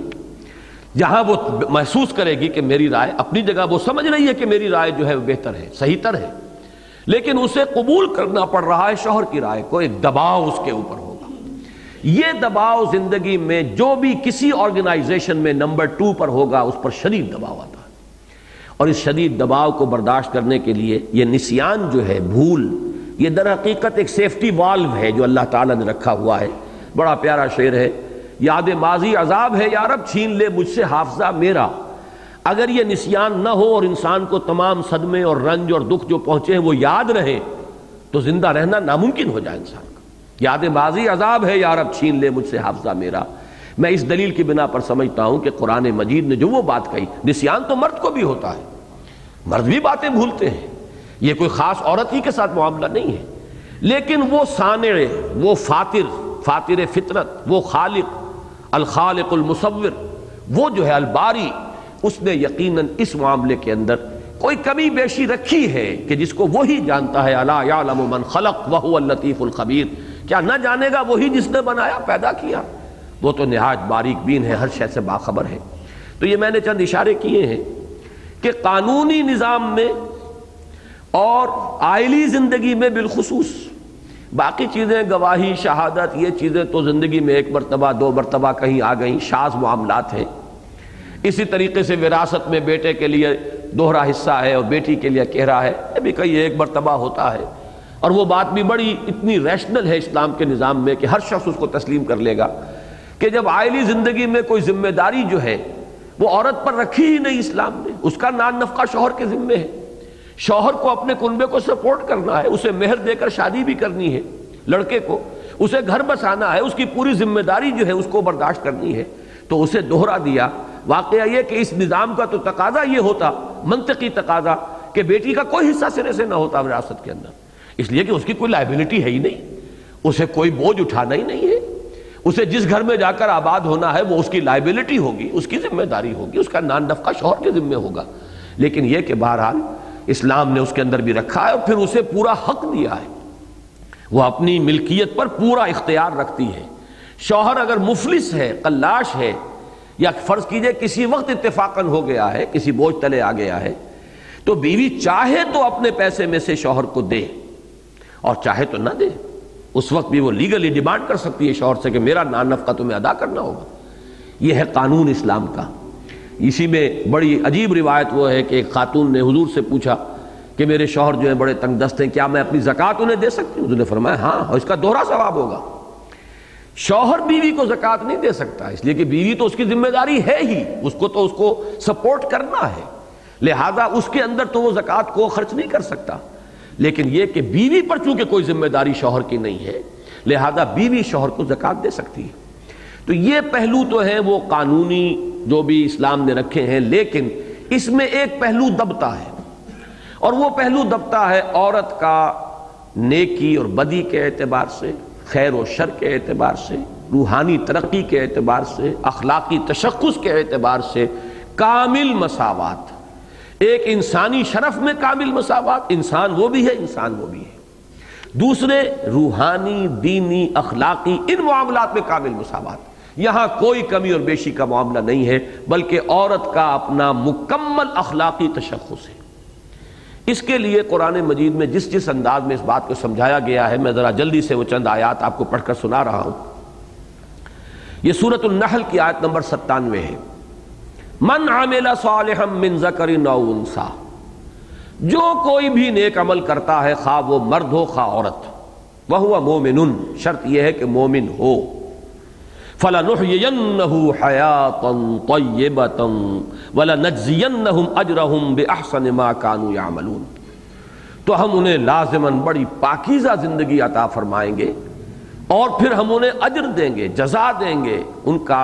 بہت ہی عمدہ، ان کے بہترین اعمال کے حساب سے اور مناسبت سے ان کو جزا دیں گے۔ یعنی کوئی فرق یہاں مرد اور عورت کے درمیان نہیں ہے۔ من ذکر و انثیٰ، جو بھی ہے نیکی کر رہی ہے، اپنے لیے خیر عورت کما رہی ہے، مرد ہے وہ اپنے لیے خیر کما رہا ہے، یہ مکمل تشخص ہے اور اس میں کامل مساوات ہے۔ یہ بات تو ہوئی ایک عام نیکی، عام جس کو بھی آپ کہیں خیرات، حسنات، بھلے کام۔ خاص طور پر دین کے چوٹی کے کام جو ہیں، جن کا سورہ آل عمران کے آخری رکوع کے اندر ذکر آیا ہے، وہاں جو گنوائے گئے ہیں، فالذین ہاجروا واخرجوا من دیارہم وأوذوا فی سبیلی وقاتلوا وقتلوا لأکفرن عنہم سیئاتہم، یہ آیت مبارکہ وہ لوگ جنہوں نے ہجرتیں کی، جو اپنے گھروں سے نکال دیے گئے، جنہیں میری راہ میں ایذائیں دی گئیں، جنہوں نے قتال کیا، جنہوں نے اپنی جانیں دے دی اور قتل ہو گئے اللہ کی راہ میں، ان سے تو ہمارا بڑا بھرپور وعدہ ہے۔ اس سے پہلے فرمایا گیا ہے فاستجاب لهم ربهم انی لا اضیع عمل عامل منکم من ذکر او انثی بعضکم من بعض، میں تم میں سے کسی بھی عمل کرنے والے کے کسی بھی عمل کو ضائع کرنے والا نہیں ہوں، خواہ وہ مرد ہو خواہ عورت۔ اور یہ مرد اور عورت تم ایک دوسرے ہی میں سے تو ہو۔ ابھی جو میں نے عرض کیا کہ ایک ہی باپ کے صلب سے ہے بیٹا بھی اور بیٹی بھی، اور ایک ہی ماں کے بطن سے ولادت ہوئی ہے بیٹی کی بھی اور بیٹے کی بھی، تو تمہارے درمیان کوئی فرق و تفاوت اس اعتبار سے نہیں ہے، نہ شرف انسانیت میں کوئی فرق اور نہ اس اخلاقی اور روحانی تشخص کے اعتبار سے کوئی فرق۔ یہاں no mysteries here no special boon for the high and not for the low. یہ ایک نظم پڑھی تھی کہیں، charities that soothe and heal and bliss, یہ 10ویں جماعت کا ہمارا جو انگریزی کا کورس تھا۔ یہ نیکیاں بھلائیاں جو ہیں جن سے انسان کو سکون حاصل ہوتا ہے، charities that soothe and heal and bliss are scattered over the feet of man like flowers, یہ تو انسانوں کے قدموں میں بچھے ہوئے پھول ہیں، جو چاہے ان سے اپنا دامن بھر لے۔ بقول جگر پھول کھلے ہیں گلشن گلشن، لیکن اپنا اپنا دامن، وہ دامن عورت کا ہو وہ دامن مرد کا ہو، نیکیوں کے پھول کھلے ہوئے ہیں۔ تو وہاں پھر وہ الفاظ آئے، no mysteries here no special boon for the high and not for the low, the smoke ascends as high from the hearth of a humble cottage as from that of a haughty palace۔ بڑا محل ہے، اس کے بھی باورچی خانے سے مطبخ سے دھواں اٹھتا ہے، اور کوئی کٹیا ہے کسی غریب کی، اس کی بھی جو بھی جھونپڑی کے اندر جو بھی اس کا چولہا جل رہا ہے اس میں سے بھی دھواں تو برابر اٹھتا ہے اوپر کی طرف، چاہے وہ غریب کے محل سے اٹھ رہا ہو اور چاہے وہ کسی غریب کے کسی امیر کے محل سے یا غریب کے کٹیا سے، کوئی فرق واقع نہیں ہو۔ وہی بات یہاں ہے کہ بعضکم من بعض فالذین ہاجروا واخرجوا من دیارہم وأوذوا فی سبیلی وقاتلوا وقتلوا لأکفرن عنہم سیئاتہم۔ اسی طریقے سے سورہ احزاب کی آیت مبارکہ بڑی طویل ہے، اس میں بھی اس طرح ان دونوں چیزوں کو پیرلل لے کر چلے ہیں کہ کوئی بھی اگر شائبہ ہے ذہن میں کسی فرق و تفاوت کا تو وہ نکلتا چلا جائے۔ ان المسلمین والمسلمات والمؤمنین والمؤمنات والقانتین والقانتات والصادقین والصادقات والصابرین والصابرات والخاشعین والخاشعات والمتصدقین والمتصدقات والصائمین والصائمات والحافظین فروجہم والحافظات والذاکرین اللہ کثیرا والذاکرات اعد اللہ لہم مغفرۃ واجرا عظیما۔ یہ تمام اعلیٰ ترین خوبیاں، اعلیٰ ترین اوصاف، یہ تمام ممدوح اوصاف جتنے بھی ہیں ان سب کے اندر برابر برابر پیرلل۔ تو یہ روحانی تشخص جو ہے عورت کا، اس کو اچھی طرح پہچاننا اور جاننا بہت ضروری ہے۔ ہمارے معاشرے میں خاص طور پر یہ بات ہو چکی ہے کہ عموماً خواتین یہ سمجھتی ہیں، جو نیک خواتین بھی ہیں وہ بھی سمجھتی ہیں کہ شاید ہمارا دین بھی مردوں کے تابع ہے۔ یہ بات نہیں ہے، ہر شخص اپنی جگہ پر، عورت اور مرد، وہ اپنے محاسبے کو خود فیس کرے گی، خود کھڑی ہوگی، خود جواب دینا ہو۔ یہ ذمہ داری جو ہے، کسی مرد کی نیکی عورت کو فائدہ نہیں پہنچائے گی۔ ہاں عورت نے اس کے ساتھ تعاون کیا ہو اس نیکی کے کام میں، بیوی نے اس کے ساتھ تعاون کیا، وہ اس کا اپنا کام ہے، وہ اس کی اپنی سعی ہے۔ لیس للانسان الا ما سعی، جس کے لیے خود اس نے سعی کی ہے، ایثار کیا ہے۔ کوئی اللہ کا بندہ، کوئی مرد جو ہے اللہ کے دین کی خدمت میں لگا ہوا ہے، اور اس کی بیوی جو ہے وہ اس پر جو اپنے تقاضے ہیں، حقوق ہیں، ان میں کمی کرتی ہے، ڈیمانڈ نہیں کرتی اتنا کہ جتنا عام حالات میں کیا جا سکتا ہے، وقت ہی ساتھ بسر کرنے کا معاملہ ہے. ایک شخص لگا ہوا دین کے کام کے اندر تو عموماً شکایتیں ہو جاتی ہیں گھر میں کہ ہمیں کوئی وقت دیتے ہی نہیں, ہمارے پاس تو بس آتے ہیں اور فوراً نکل جاتے ہیں. لیکن اگر اس کو کوئی خاتون خوش دلی کے ساتھ برداشت کرتی ہے کہ یہ میرا شوہر جو ہے کہیں اور نہیں جاتا ہے, یہ دین کے کام کے لیے اپنا وقت لگا رہا ہے, اگر خوش دلی کے ساتھ برداشت کرے گی تو اس کی محنتوں میں اجر و ثواب اس کا شامل ہو جائے گا. لیکن ظاہر بات ہے کہ یہ اس کی اپنی خوش دلی ہے, مرد کی نیکی فائدہ نہیں پہنچا رہی. ہر انسان کے لیے وہی ہے, لیس للانسان الا ما سعی وان سعیہ سوف یری, نہیں ہے انسان کے لیے مگر وہی کچھ جس کے لیے اس نے سعی کی ہے, محنت کی ہے, کوشش کی ہے, جس کے لیے کوئی قربانی دی ہے, جس کے لیے کوئی اثار کیا ہے. ہاں جو کچھ اس کی محنت ہے, سعی ہے, جد و جہد ہے, کوشش ہے, وہ اس کے سامنے رکھ دی جائے گی. اسی میں ایک نکتہ اور بھی سمجھ لیں کہ قرآن مجید میں سورہ بقرہ سے سورہ نساء تک ایک مضمون آتا ہے.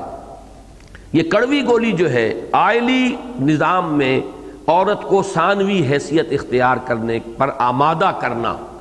محسوس ایسا ہوتا ہے. میں نے ابھی حال ہی میں کراچی میں بھی جو اس موضوع پر تقریر کی تھی تو میں نے وہاں بیان کیا کہ پہلے میرا ذہن ادھر نہیں گیا تھا. عام طور پر تصور ہمارے ذہنوں میں یہ ہے کہ شاید عرب کے معاشرے میں تو عورت کی کوئی حیثیت تھی ہی نہیں, چونکہ خاص طور پر ایک واقعہ جو ہے بچیوں کو وہ زندہ درگور کر دیتے تھے, پیدا ہوتے ہی مار دیتے تھے, اس کی وجہ سے ایک تصور ہمارا یہ بن گیا ہے کہ شاید اس معاشرے میں جو جاہلی معاشرہ تھا عورت کا کوئی سٹیٹس تھا ہی نہیں. یہ بات صحیح نہیں ہے. حقیقت یہ کہ اس کا سٹیٹس تھا, جس کی سب سے بڑی مثال جو ہے وہ حضرت خدیجہ کی شخصیت رضی اللہ تعالی عنہ. وہ کتنی متمول خاتون تھی, پھر یہ کہ ان کی دولت اپنی تھی, وہ تجارت کرتی تھی, ان سے شادی کی درخواستیں جو ہے رؤسائے قریش کرتے رہے تھے اور انہوں نے ریجیکٹ کیا تھا. معلوم ہوا کہ مکمل قانونی تشخص ایک خاتون کو حاصل ہے. وہ خود اپنے نکاح کے بارے میں مجاز ہے کہ کہاں وہ کرنے کے لیے آمادہ ہے, کہاں وہ کرنے کے لیے آمادہ نہیں ہے. اور یہ جو مقام حضرت خدیجہ کا ہے آخر وہ اسی معاشرے کے اندر تھا, حالانکہ وہ بھی کسی قبیلے کی خاتون تھی. کوئی شیخ قبیلہ جو ہے وہ ان کے اوپر کوئی اپنا ویٹو استعمال نہیں کر سکتا تھا. تو معلوم یہ ہوا کہ عورت کا تشخص وہاں بھی تھا, ایسا نہیں ہے کہ یہ تشخص سرے سے موجود نہیں تھا. یہی وجہ ہے کہ ہم دیکھتے ہیں کہ قرآن مجید بڑی ہی جس کو کہ کہا جائے کہ شوگر کوٹنگ کر کے یہ جو تصور ہے کہ آئلی زندگی کے اندر عورت کو ثانوی حیثیت اختیار کرنی ہے, تو بہت ہی فہم و تفہیم اور بہت ہی تدریجاً سمجھا بجھا کر آمادہ کرنے کا معاملہ, جس کی مثال بالکل پیرلل ہے کہ جس طرح شراب ان کی گھٹی میں پڑی ہوئی تھی تو شراب سے انہیں ہٹانے کے لیے تدریجاً ایک عمل اختیار کیا گیا. سورہ بقرہ میں صرف اشارہ کر دیا گیا اسمہما اکبر من نفعہما. اے نبی, یہ آپ سے شراب اور جوئے کے بارے میں پوچھ رہے ہیں, ان سے کہہ دیجئے فیہما اسم کبیر و منافع للناس, ان دونوں چیزوں میں بہت گناہ کی بات ہے, لوگوں کے لیے کچھ منفعت بھی ہے. واسمہما اکبر من نفعہما, البتہ ان کا گناہ کا پہلو بڑا ہے ان کے نفع کے پہلو سے. بات ختم ہو, صرف یہ اشارہ کر کے. اس کے بعد آگے چل کر لا تقربوا الصلاۃ وانتم سکارا. دیکھو بھائی, اگر نشے کی حالت میں ہو تو نماز کے قریب مت جایا کرو. معلوم ہے کہ نماز سے کتنی دلچسپی انہیں ہو چکی ہے, نماز کے ساتھ کتنی وابستگی ہے قلبی, لہذا اس کے حوالے سے بہت سے لوگ شراب سے تائب ہو گئے. اس کے بعد پھر سورہ مائدہ میں جا کر وہ آیت آئی کہ یہ تو عمل شیطان ہے, نجس ہے, چھوڑو اس کو. هل انتم منتہون, بعد آتے ہو کہ نہیں آتے. بالکل یہی تدریج ہے. سورہ بقرہ میں صرف ایک بات کہی گئی, وَلَهُنَّ مِثْلُ الَّذِي عَلَيْهِنَّ بِالْمَعْرُوفِ وَلِلرِّجَالِ عَلَيْهِنَّ دَرَجَةٌ. بس یہاں تک بات ختم کر دی. وہی جو 4 رکوع ہیں جن میں وہ آئلی قوانین بیان ہو رہے ہیں, اور اس میں وہ لفظ بھی آتا ہے وَبَعُولَتُهُمَّ أَحَقُّ بِرَدِّهِنَّ. اگر شوہر چاہے تو وہ طلاق دے سکتا ہے, اور شوہر چاہے تو رجوع بھی کر سکتا ہے اس عدت کے اندر. اگر وہ 3 طلاق مغلظ نہیں ہو گئی ہے, طلاق رجعی ہے, تو اس کے اندر اس کا اختیار ہے. بیوی روک نہیں سکتی کہ اب آپ مجھے دے چکے تم طلاق, اب میں دوبارہ تمہاری نکاح میں آنے کو تیار نہیں. ہاں عدت گزر جائے, اب اس کے بعد نکاح ثانی میں اس کا اختیار ہے کہ وہ چاہے تو اس نکاح کے اندر آنا دوبارہ قبول کرے, ورنہ نہ کرے. لیکن اس عدت کے اندر شوہروں کو اختیار ہے کہ وہ چاہے تو رجوع کر لیں, اس میں عورت کا اختیار نہیں ہے, وہ اسے رد نہیں کر سکتی. اب ظاہر بات ہے جیسا کہ میں نے عرض کیا, جہاں وہ مساوات کا تصور ہوگا تو یہ گولی جو ہے بڑی کڑوی لگتی ہے. یہ کیوں عدم مساوات ہے؟ مرد کو یہ حق ہے, عورت کو کیوں نہیں ہے؟ جیسے آج کل بحثیں چلتی ہیں, اگر مرد کو طلاق کا اختیار ہے تو عورت کو کیوں طلاق کا اختیار نہیں؟ یہی ہمارے ہاں ایک بہت بڑی بحث ہے۔ تو اس میں اب فرمایا عورتوں کے لیے بھی ویسے ہی حقوق ہیں جیسے ان کے ذمے فرائض ہیں۔ وَلَهُنَّ مِثْلُ الَّذِي عَلَيْهِنَّ بِالْمَعْرُوفِ، بھلے طریقے سے، معروف طریقے سے، معقول طریقے سے غور کرو گے تو اسلام کا نظام تمہاری سمجھ میں آ جائے گا کہ جیسے فرائض اللہ نے ان کے ذمے رکھے ویسے ان کو حقوق دیے۔ وَلِلرِّجَالِ عَلَيْهِنَّ دَرَجَةٌ، اور مردوں کو ایک درجہ ان پر حاصل ہے۔ یہ بڑے ہلکے الفاظ ہیں، بڑے ہی ہلکے سے مراد نرم الفاظ ہیں، معاذ اللہ ہلکا اس معنی میں نہ سمجھ لیجئے، قرآن کے الفاظ ہیں، بڑے نرم الفاظ۔ ایک بات کو ابھی ذہن کے لیے قابل قبول بنانے کے درجہ، ایک درجہ جو ہے وہ فوقیت کا حاصل ہے۔ اب اس کے بعد سورہ نساء میں جا کر یہ بات شروع ہوئی، آیت نمبر 32 میں فرمایا وَلَا تَتَمَنَّوْا مَا فَضَّلَ اللَّهُ بَعْضَكُمْ عَلَى بَعْضٍ لِلرِّجَالِ نَصِيبٌ مِّمَّا اكْتَسَبُوا وَلِلنِّسَاءِ نَصِيبٌ مِّمَّا اكْتَسَبْنَ۔ اور دیکھو اللہ نے تم میں سے بعض کو بعض پر جو فضیلت دے دی، اب اس کی تمنا نہ کیا کرو۔ کسی کو صحت اچھی دے دی پیدائشی طور پر، وہ کوئی اعلیٰ صلاحیتیں لے کے پیدا ہو گیا، کوئی پیدائشی طور پر ہی بیچارے ایسے بھی ہوتے ہیں جو ڈیمیج ہی ہو جاتے ہیں، کوئی ولادت کے دوران ہی کوئی حادثہ ہو گیا ہے جس کی وجہ سے ریٹارڈڈ ہے گروتھ ڈیولپمنٹ۔ اب یہ جو اللہ کی طرف سے ہو گیا، اب اس پہ پیچ و تاب کھائے آدمی بیٹھ کر یہ کیوں ہو گیا، کیسے ہو گیا۔ وَلَا تَتَمَنَّوْا مَا فَضَّلَ اللَّهُ بَعْضَهُمْ عَلَى بَعْضٍ، کسی کو خوبصورت بنایا، کسی کو بدصورت بنایا، کسی کو ذہین بنایا، کسی کو ذہنی صلاحیت اتنی نہیں دی، جس کو جس پر فضیلت دی ہے۔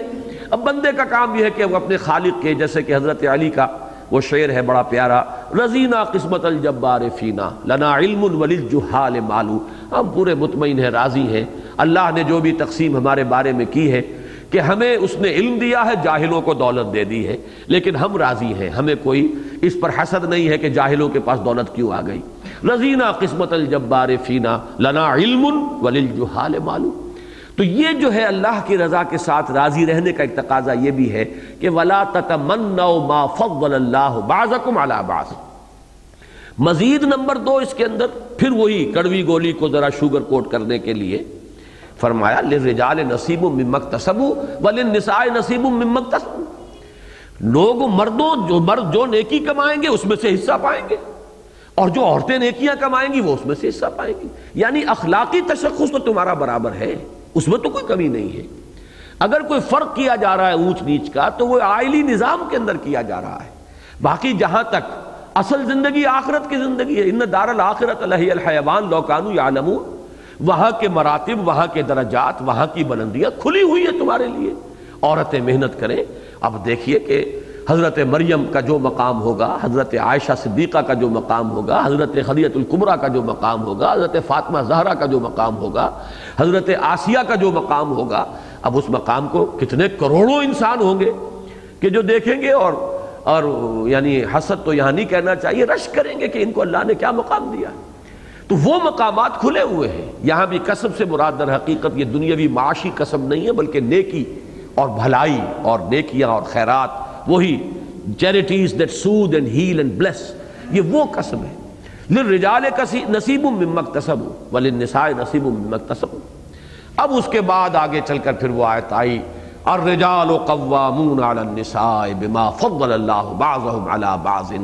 لیکن اس سب کا یہ نتیجہ نکال لینا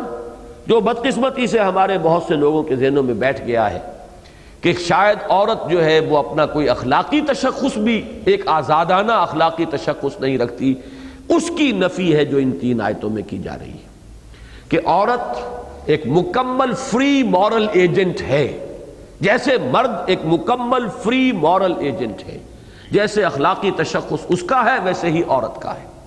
اس کے لیے 3 مثالیں دی گئی ہیں یہاں۔ 2 مرد جو انتہائی چوٹی کا جو طبقہ ہو سکتا ہے اللہ کے انبیاء اور رسل، ان کے گھروں میں جو بیویاں تھیں وہ جہنمی۔ ایک مثال معلوم یہ ہوا کہ مرد کے تابع تو نہیں، نہ عورتوں کو اس پر تکیہ کرنا چاہیے کہ ہمارے مرد اگر نیکیاں کر رہے ہیں تو ہمیں اس سے ہمارا بھی چھٹکارا ہو جائے گا۔ ہر ایک کو سوچنا یہ ہے کہ جو میرے پاس ہے پیش کر غافل عمل کوئی اگر دفتر میں ہے، اگر ہے تو اس کو پیش کرو۔ کوئی رشتہ، کوئی نسبت، کوئی تعلق، کوئی نسلی، کوئی کسی اعتبار سے یہ اللہ کے ہاں کام آنے والا نہیں۔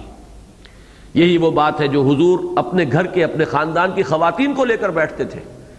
اور آپ کا وہ واعظ ریکارڈ پر ہے کہ یا فاطمہ بنت محمد انقذی نفسک من النار فانی لا املک لک من اللہ شیئا، اے فاطمہ محمد کی لخت جگر، اپنے آپ کو آگ سے بچاؤ، نکالو اپنے آپ کو آگ سے،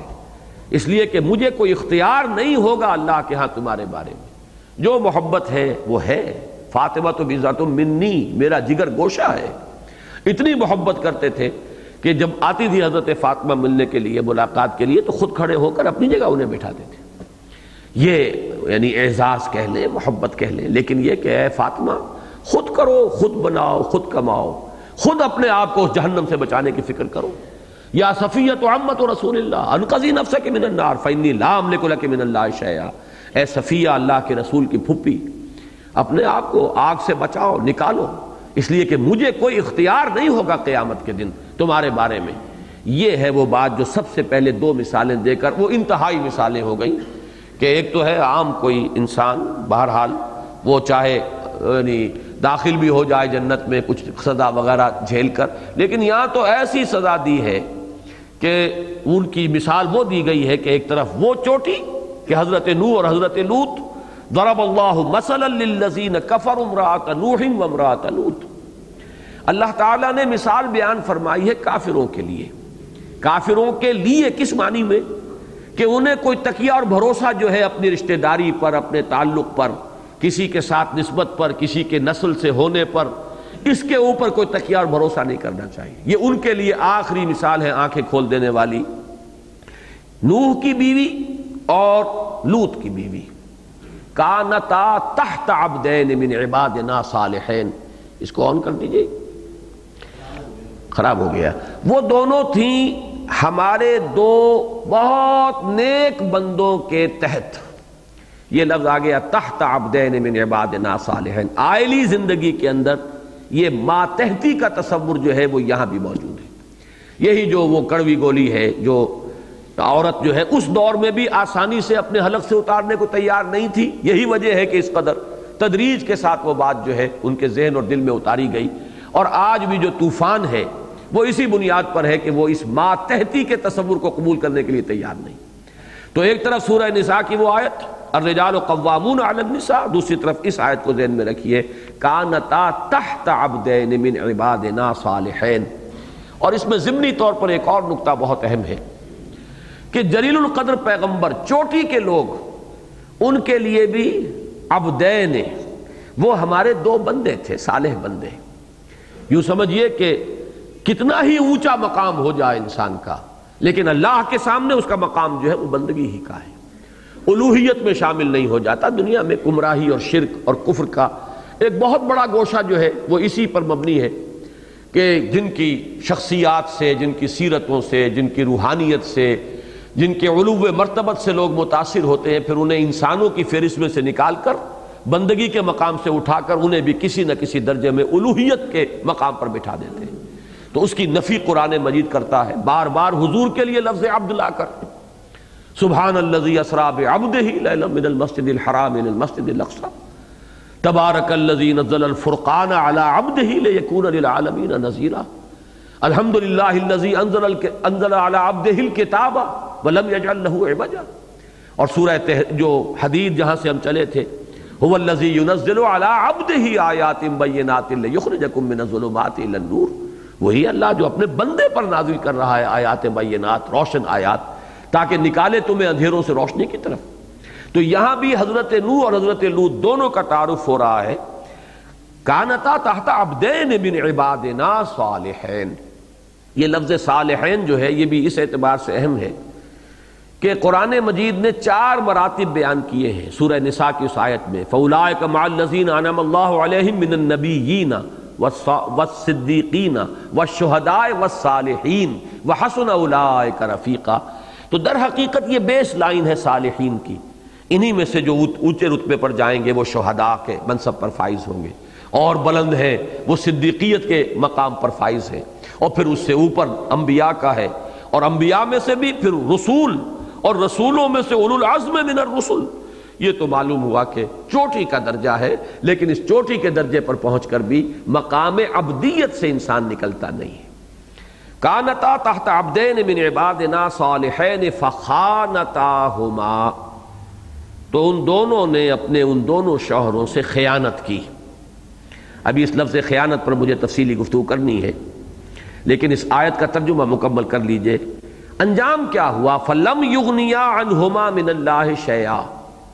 وہ دونوں کچھ بھی نہ بچا سکے انہیں اللہ سے، کچھ بھی کام نہ آ سکے ان کے اللہ کے مواخذے اور اللہ کے عذاب کے معاملے میں۔ لم یغنیا عنہما من اللہ شیئا وقیل ادخلوا النار مع الداخلین، اور کہہ دیا گیا ان سے کہ داخل ہو جاؤ جہنم میں، آگ میں داخل ہونے والوں کے ساتھ۔ اس میں جو ایک تھوڑا سا سوال آتا ہے کہ یہ معاملہ تو ہونا ہے آخرت میں جا کر یوم قیامت کے بعد، بعث بعد الموت کے بعد،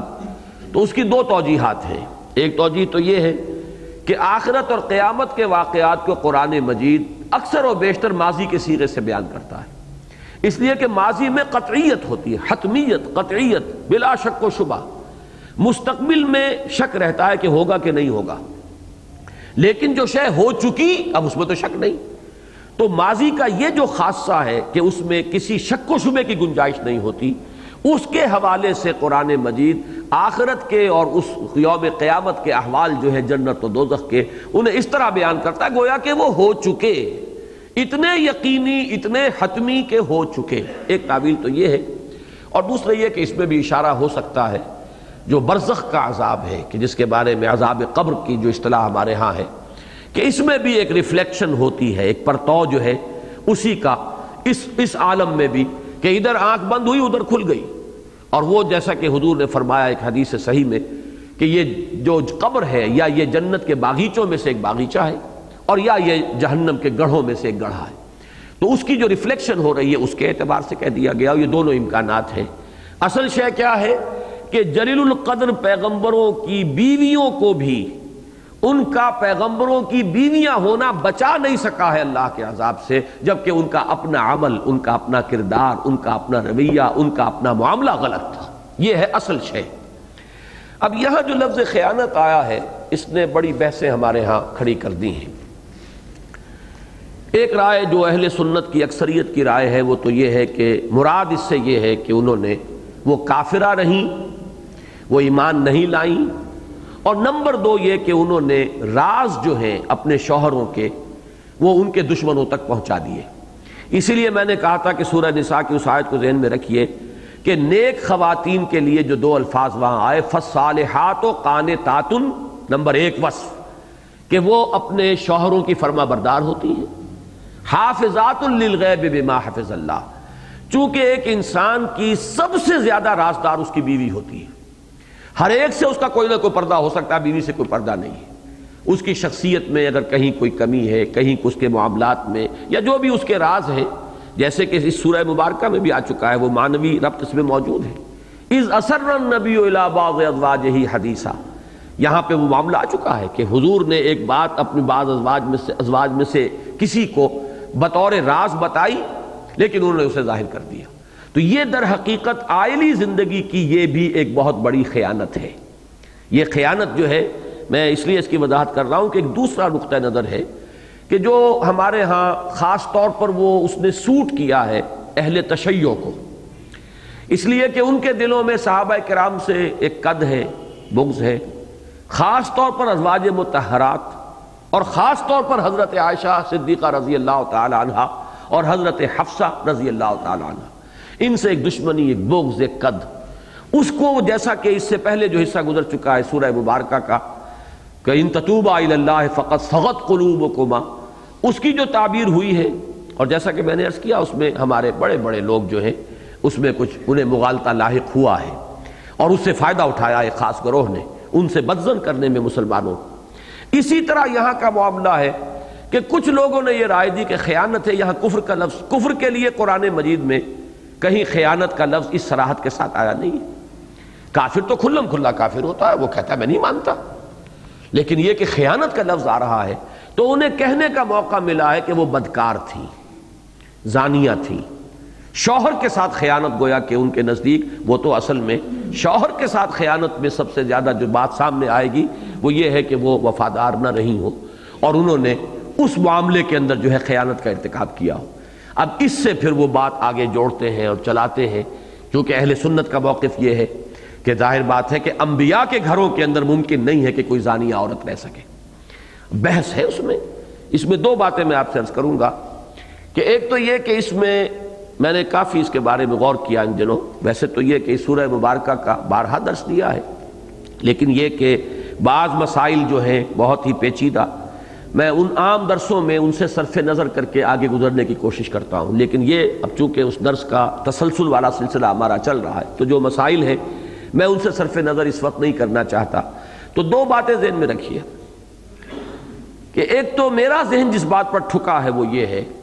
کہ یہ دونوں خواتین کافرہ نہیں ہو سکتی۔ اس اعتبار سے بات درست ہے کہ نہ تو لفظ خیانت کا ارتکاب اس پر بالکل صحیح جو ہے وہ راست نہیں آتا، دوسرے یہ بات بھی قابل قبول نہیں ہے کہ رسولوں کے گھروں میں کافرہ عورتیں رہی ہوں، اس لیے کہ کافر تو وہ ہے جو کھلم کھلا انکار کر رہا ہے، اور وہ بھی اس درجے تک رہی ہوں آخری وقت تک کہ جب حضرت نوح علیہ السلام، ایک تو ہوتا ہے ابتدائی درجہ، ابھی چلیے کوئی مہلت دے رہے ہیں رسول اور نبی، ابھی ان کو ڈھیل دے رہے ہیں، لیکن وہ درجہ جہاں کہ برات ہو رہی ہے پوری قوم سے اور قوم ہلاک ہونے کے درجے میں آ گئی ہے، اور اب ان کو نکالا جا رہا، حضرت لوط علیہ السلام سے کہا گیا کہ اب اپنے گھر والوں کو لے کر نکل جاؤ،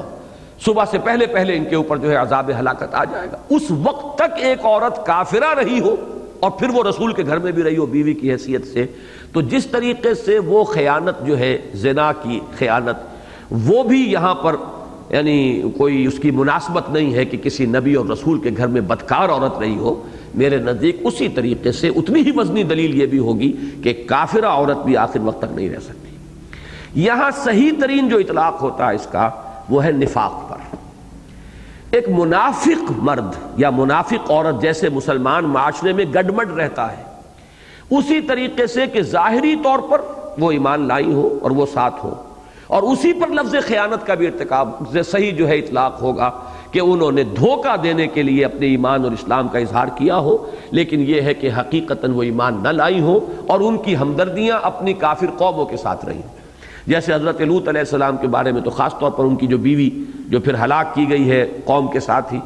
وہ انہیں اطلاع دے دیا کرتے تھے اپنے قوم کے لوگوں کو اگر حضرت لوط علیہ السلام کے پاس کوئی مہمان آئے ہوئے ہوتے تھے، اور پھر وہ لوگ جو ہے جو بھی ان کے اندر جو خباثت جو پیدا جس شدت کے ساتھ ہو چکی تھی وہ پھر اس کا پورا بصر ہوتا تھا۔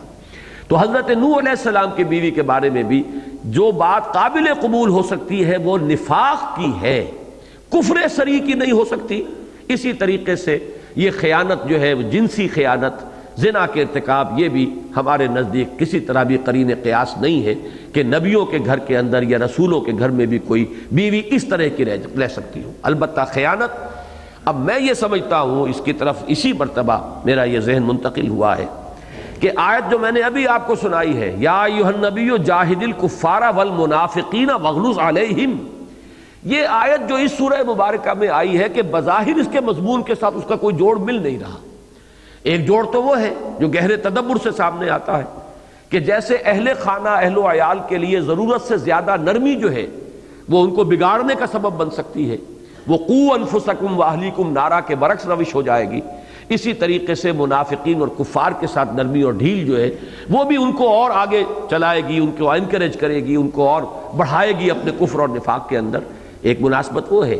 لیکن بین اس آیت کے فوراً بعد متصلاً اس آیت کا آ جانا، اس میں ایک ربط میں سمجھتا ہوں کہ موجود ہے اس ترتیب آیات کے اعتبار سے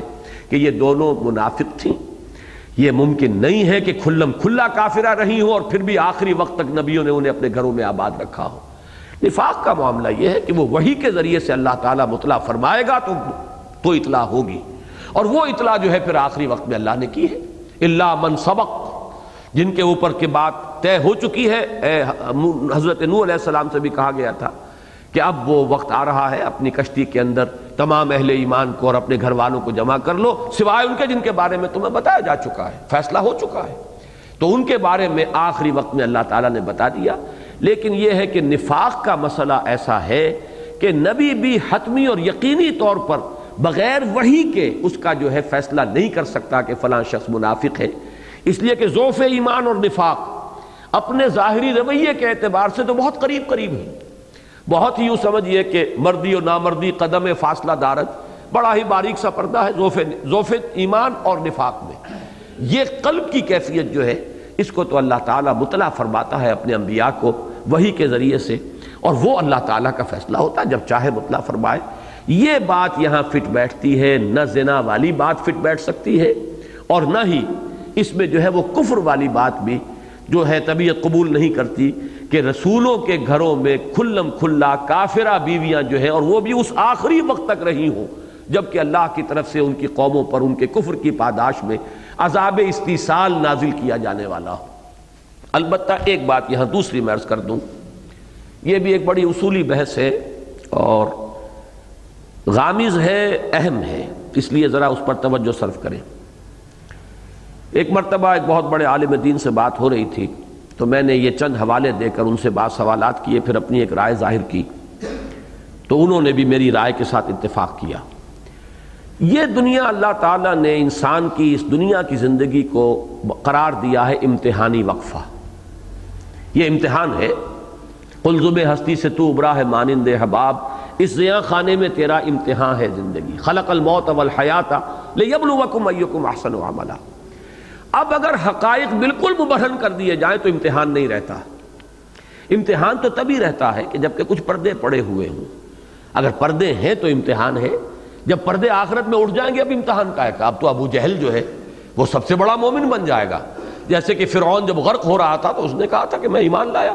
موسیٰ اور ہارون کے رب پر۔ یہ تو جب تک پردہ پڑا رہے تبھی تک جو ہے امتحان ہے۔ تو اللہ تعالیٰ اپنی کتابوں میں بھی، اب یہ ذرا بات آپ کو عجیب سی لگے گی لیکن اس پر غور کیجئے، ایسی گنجائشیں چھوڑتا ہے اپنی وحی میں بھی کہ اگر کسی کے اندر کجی ہے، زیغ ہے، وہ گمراہی ہی کا طالب ہے تو اسے بھی کہیں پر اپنی اس بات کے لیے کوئی سہارا مل جائے۔ یہ بات بہت غیر معمولی بات ہے جو میں کہہ رہا ہوں، لیکن اس پر غور کیجئے کہ قرآن مجید نے جو اپنی شان بیان کی ہے، یضل بہ کثیرا ویہدی بہ کثیرا، اللہ اسی قرآن کے ذریعے سے بہتوں کو گمراہ کرتا ہے اور بہتوں کو اس کے ذریعے سے ہدایت دیتا ہے۔ وما یضل بہ الا، پھر بہی آ رہا ہے بار بار اس قرآن کے ذریعے سے، یضل بہ کثیرا ویہدی بہ کثیرا، وما یضل بہ الا الفاسقین الذین ینقضون عہد اللہ من بعد میثاقہ ویقطعون ما امر اللہ بہ ان یوصل ویفسدون فی الارض۔ ہاں اللہ تعالیٰ ہدایت وہ گمراہ نہیں کرتا مگر صرف ان کو جو پری کوالیفائی کیے ہوئے ہوں کہ ان کے دلوں میں زیغ ہے، کجی ہے، اور وہ اللہ کے ساتھ عہد کیے ہوئے جو ہے انہیں توڑتے ہیں، یہ جن کے اندر صفات ہیں ان کو گمراہ کرتا ہے۔ تو قرآن مجید کے اندر بھی ایسی جگہیں محسوس ہوتی ہیں، مثلاً اب ایک مثال آپ کو دے رہا ہوں،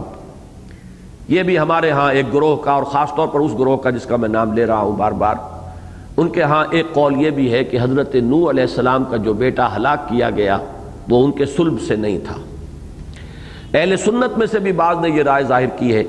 کہ وہ ربیب تھا، یعنی اس بیوی کے پہلے شوہر سے کوئی اولاد تھی، جب یہ ان کے حبالہ عقد میں آئی حضرت نوح کے تو وہ ساتھ آ گیا ہے، ورنہ نبی کا بیٹا گمراہ نہیں ہو سکتا۔ اب یہ ایک تصور ہے جس کو قائم کرنے کے لیے یہ سارا فلسفہ گھڑا گیا ہے۔ اسی طریقے سے اسی طرز فکر نے یہ کہا کہ حضرت ابراہیم کا باپ نہیں تھا وہ جو جہنمی ہے اور جو کافر تھا، بلکہ وہ تو چچا تھا، آزر چچا تھا، باپ نہیں تھا۔ قرآن مجید نے ایک مقام پر خاص طور پر آزر کا نام لے کر واضح کیا ہے کہ وہ چچا نہیں باپ تھا۔ قرآن مجید اس حقیقت کو لانا چاہتا ہے کہ یہ نسلی رشتے اہمیت کے حامل نہیں ہیں۔ ایک جلیل القدر پیغمبر کا باپ کافر ہو سکتا ہے، مشرک ہو سکتا ہے، ایک جلیل القدر پیغمبر کا بیٹا مشرک ہو سکتا ہے، اس کی نگاہوں کے سامنے وہ غرق ہو سکتا ہے کافروں کے ساتھ۔ قرآن مجید تو ادھر لانا چاہتا ہے، لیکن یہ کہ سورہ ہود میں اس بیٹے کے بارے میں الفاظ ایک آ گئے، انہ عمل غیر صالح۔ اب اس کا ترجمہ جو ہے صحیح وہ تو یہ ہے کہ اس کے اعمال اچھے نہیں ہیں، اس کے عمل اچھے نہیں ہیں، غیر صالح اعمال ہیں، لیکن الفاظ کی ترکیب میں گنجائش ہے کہ کوئی شخص یہ کہہ سکتا ہے کہ وہ ہے ہی مجسم عمل غیر صالح، اور اس سے تقویت حاصل ہو جاتی ہے اس نقطہ نظر کو کہ یا تو وہ ولد الزنا تھا، یا تو وہ ایک رائے جو ہے جو دی گئی ہے وہ یہ کہ خیانت کی نوح کی بیوی نے، اور وہ خیانت تھی در حقیقت زنا کی خیانت، اور اس سے جو بیٹا ہوا وہ در حقیقت ان کا بیٹا تھا ہی نہیں۔ انہ لیس من اہلک انہ عمل غیر صالح، الفاظ کی حد تک اس کجی کے لیے بھی وہاں گنجائش موجود ہے۔ کوئی شخص اگر اس کے اندر جیسے مکھی کے اندر گندگی کی طلب ہے، گندگی کے پر بیٹھتی ہے، تو اسی طریقے سے کسی میں کجی ہے تو کجی کے لیے گنجائش ان الفاظ کے اندر پیدا کر دی گئی۔ یہ میں ایک اہم اصول کے اعتبار سے آپ کے سامنے رکھ رہا ہوں، اور اس کے لیے میں قرآن مجید کی 2 آیات آپ کے سامنے رکھنا چاہتا ہوں، اس فلسفے کو جو چیز کے بالکل مبرہن کر کے لاتی ہے قرآن مجید میں۔ یہ 8ویں پارے کی ابتدائی آیات میں ہے، سورہ انعام کی آیات نمبر 112-113۔ فرمایا گیا وَكَذَلِكَ جَعَلْنَا لِكُلِّ نَبِيٍّ عَدُوًّا شَيَاطِينَ الْإِنسِ وَالْجِنِّ یوحی بعضهم الی بعض زخرف القول غرورا ولو شاء ربک ما فعلوه فذرهم وما یفترون ولتصغى الیہ افئدۃ الذین لا یؤمنون بالآخرۃ وليرضوه وليقترفوا ما هم مقترفون۔ صدق اللہ العظیم۔ اسی طرح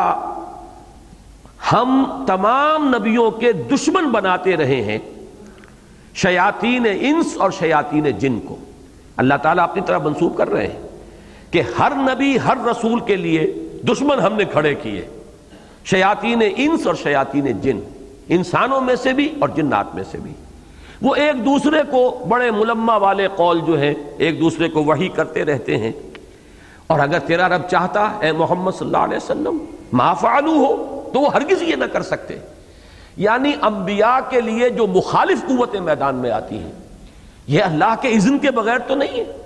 ابو جہل یہ مخالفت نہیں کر سکتا تھا، ابو لہب یہ مخالفت نہیں کر سکتا تھا، ولید ابن مغیرہ یہ مخالفت نہیں کر سکتا تھا، اسی طریقے سے پتھراؤ نہیں ہو سکتا تھا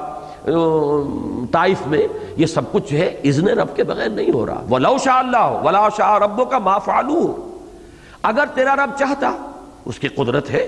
وہ ان سب کو روک دیتا۔ لیکن یہ حکمت ہے اللہ کی، اس لیے کہ جب تک وہ مقابلے میں قوت موجود نہ ہو وہ امتحانی فضا پیدا نہیں ہوتی۔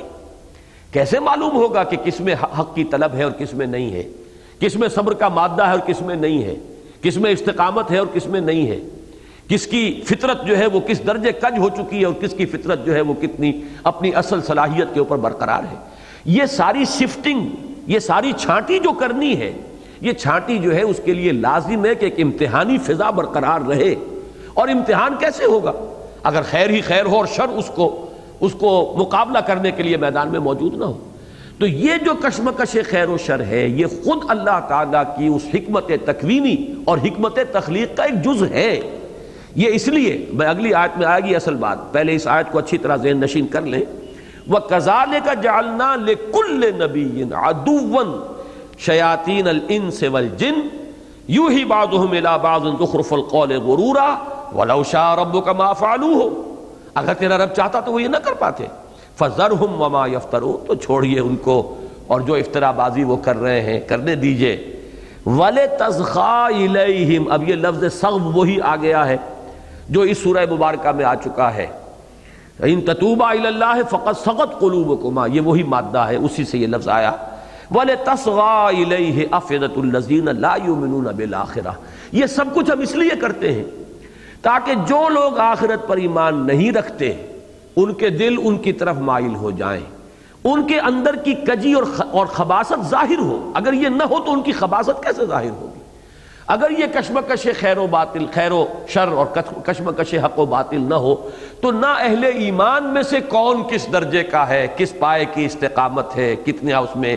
صبر ہے، کتنی مثابرت ہے، نہ اس کا ظہور ہوگا، اور کس کس میں کتنا کتنا خبث جو ہے بھرا ہوا ہے، کس کے اندر کتنی کتنی گندگی ہے، کتنا کتنا بغض ہے، یہ بھی ظاہر نہیں ہوگا۔ تو یہ تو ہم نے اسی لیے چھوٹ دی ہے، کھلی دی ہے، بلکہ اب خود کھڑا کر دیتے ہیں جنوں اور انسانوں میں سے دشمنی کرنے والوں کو، تاکہ دودھ کا دودھ پانی کا پانی علیحدہ ہو جائے۔ جیسے میگنیٹ ہوتا ہے، وہ میگنیٹ آپ نے رکھا، وہ لوہ چون جو ہے وہ سارا اس کی طرف کھینچ آیا۔ تو یہ ہم نے اس لیے کیا ہے کہ جن کے دلوں میں زیغ ہے، جن کے دلوں میں کجی ہے، جن کے دلوں میں آخرت کا یقین نہیں ہے، وہ ادھر مائل ہوتے چلے جائیں، وہ یکجا ہو جائیں، وہ ادھر سمٹ جائیں، وہ ایک گروہ کی شکل میں نمایاں ہو جائیں۔ وَلِتَصْغَىٰ إِلَيْهِ أَفْئِدَةُ الَّذِينَ لَا يُؤْمِنُونَ بِالْآخِرَةِ، وَلِيَرْضَوْهُ وَلِيَقْتَرِفُوا مَا هُمْ مُقْتَرِفُونَ، اور تاکہ وہ اس پر مطمئن ہو جائیں، راضی ہو جائیں، پھر جو کمائی انہیں کرنی ہے کریں، جو خباثتیں انہیں کمانی ہے کمائیں، جو بھی برائیاں انہیں اپنے نامہ اعمال میں درج کرانی ہے کرائیں۔ یہ ہے وہ حکمت تبلیغ، یہ ہے وہ حکمت تخلیق جس کے تحت اللہ تعالیٰ کجی کے لیے بھی کوئی نہ کوئی دنیا کے اندر کوئی اس کے لیے سامان، اس کے داعی، اس کی طرف دعوت دینے والے، اس کی طرف میلان پیدا کرنے والے، اس کی طرف رجحان پیدا کرنے والی قوتیں جو ہیں وہ اس دنیا کے اندر برقرار رکھتا ہے۔ یہ اس کی اس حکمت ابتلاء کا ایک لازمی تقاضا ہے۔ یہی وجہ ہے میں دیکھتا ہوں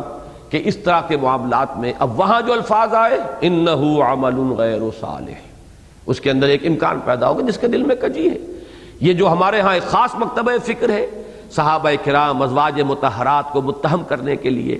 اور پھر خاص طور پر یہ کہ والد یا والدہ یا دادا دادی یہ نہیں ہو سکتے کوئی کافر اور مشرک، اس لیے کہ ابو طالب کو تو انہیں ابو الائمہ بنانا ہے، کیسے مان لیں کہ وہ مومن نہیں ہوئے؟ وہ تو ابو الائمہ ہیں، اماموں کے باپ، اماموں کے جد امجد، لہذا انہیں یہ سارا جو ہے فلسفہ گھڑنا پڑا ہے اپنے اعتقادات کے لیے، ان کے ثبوت کے لیے، اور اس کے لیے انہوں نے ان مختلف مقامات کے اوپر جو بھی لفظی گنجائشیں ہیں ان سے فائدہ اٹھایا۔ انہی کی ایک مثال ہے فَخَانَتَاهُمَا، لفظاً گنجائش یہاں موجود ہے کہ خیانت اللہ سے نہیں کی ہے، ان سے خیانت کی، اور شوہر سے خیانت جو ہے سب سے بڑی جس کی طرف ذہن منتقل ہوگا اگر آدمی جو ہے پورے طور پر ان چیزوں کے اندر محتاط نہ ہو، اور جو مقام انبیاء ہے اور مقام عصمت انبیاء اور ان کا جو رتبہ ہے اگر اس کو اپنے سامنے نہ رکھے تو یہاں پر اس کے پھسلنے کا بہت کافی امکان موجود ہے کہ ان دونوں نے خیانت کی، ان دونوں سے حضرت لوط اور حضرت نوح علیہ السلام کی بیویوں نے، علیہم السلام کی بیویوں نے۔ یہ ہے اصل میں وہ موضوع جس کو میں چاہتا تھا کہ ذرا کھل کر بیان کر دوں۔ یہاں جو بات سمجھ میں آتی ہے، نہ وہ کافرہ ہو سکتی ہیں کہ وہ تو اعلان برات ہو جاتا، قل یا ایھا الکافرون لا اعبد ما تعبدون، اور جو اختتام ہوتا ہے لکم دینکم ولی دین، ایک برات کرنے ہے۔ حضرت ابراہیم علیہ السلام نے برات کی اپنے والدین سے، اپنے رشتہ داروں سے، تو کیسے ممکن ہے حضرت لوط اور حضرت نوح علیہ السلام اپنی کافرہ بیویوں سے برات نہ کرتے اور قطع تعلق نہ کرتے؟ اسی طریقے سے وہ زنا والی خیانت جو ہے اس کا بھی یہاں پر کوئی سوال نہیں ہے، اس مقام کے، اس مرتبے کے کہ جو انبیاء کرام اور پھر ان کا رتبہ، ان کے گھروں کا معاملہ، البتہ ایک درمیانی یہ کیفیت۔ اس کے لیے میں ذرا آپ کو دو آیات اور سنا دوں۔ قرآن مجید میں لفظ خیانت کا بار بار اطلاق منافقین پر ہوا ہے، اس پر بھی میں صاف عرض کر رہا ہوں، اس سے پہلے کبھی اتنی تفصیل میں نے غور نہیں کیا۔ مثلاً غزوہ بدر کے فوراً بعد جو اسیران بدر تھے ان میں سے بعض لوگوں نے یہ کہا کہ ہم اسلام لے آئے، یا بعض نے یہ کہا کہ ہم تو تھے ہی مسلمان، اصل میں تو یہ ہم زبردستی ان کے ساتھ آئے ہیں کھنچے ہوئے۔ ان میں سے حضرت عباس رضی اللہ تعالیٰ عنہ، حضور کے چچا کا معاملہ تو بہت اہم ہے، لیکن یہ ہے کہ اب فرض کیجئے کہ حضرت عباس کے ساتھ اور بھی کچھ لوگ تھے،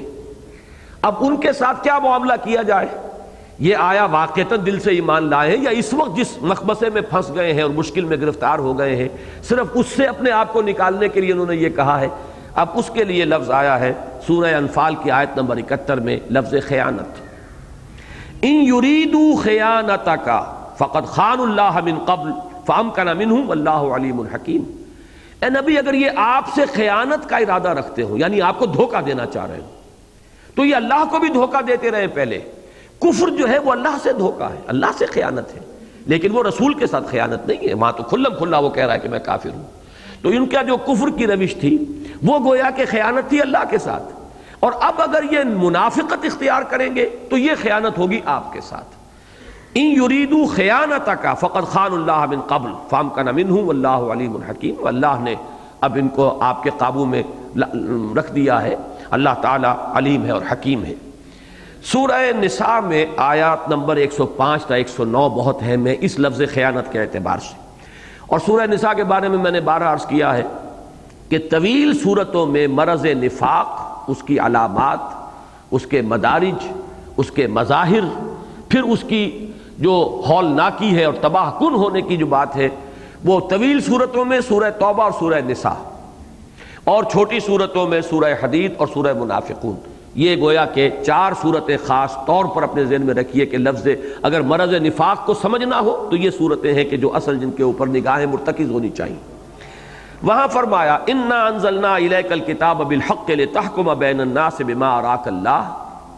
فلا تکن للخائنین خصیما۔ گفتگو وہاں ہو رہی ہے منافقین کے بارے میں۔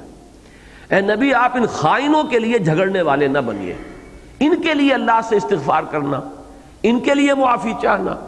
ان کے لیے جو ہے یہ بھی ایک شفاعت ہے جو دنیا میں استغفار کی شکل میں نبی کرتا ہے،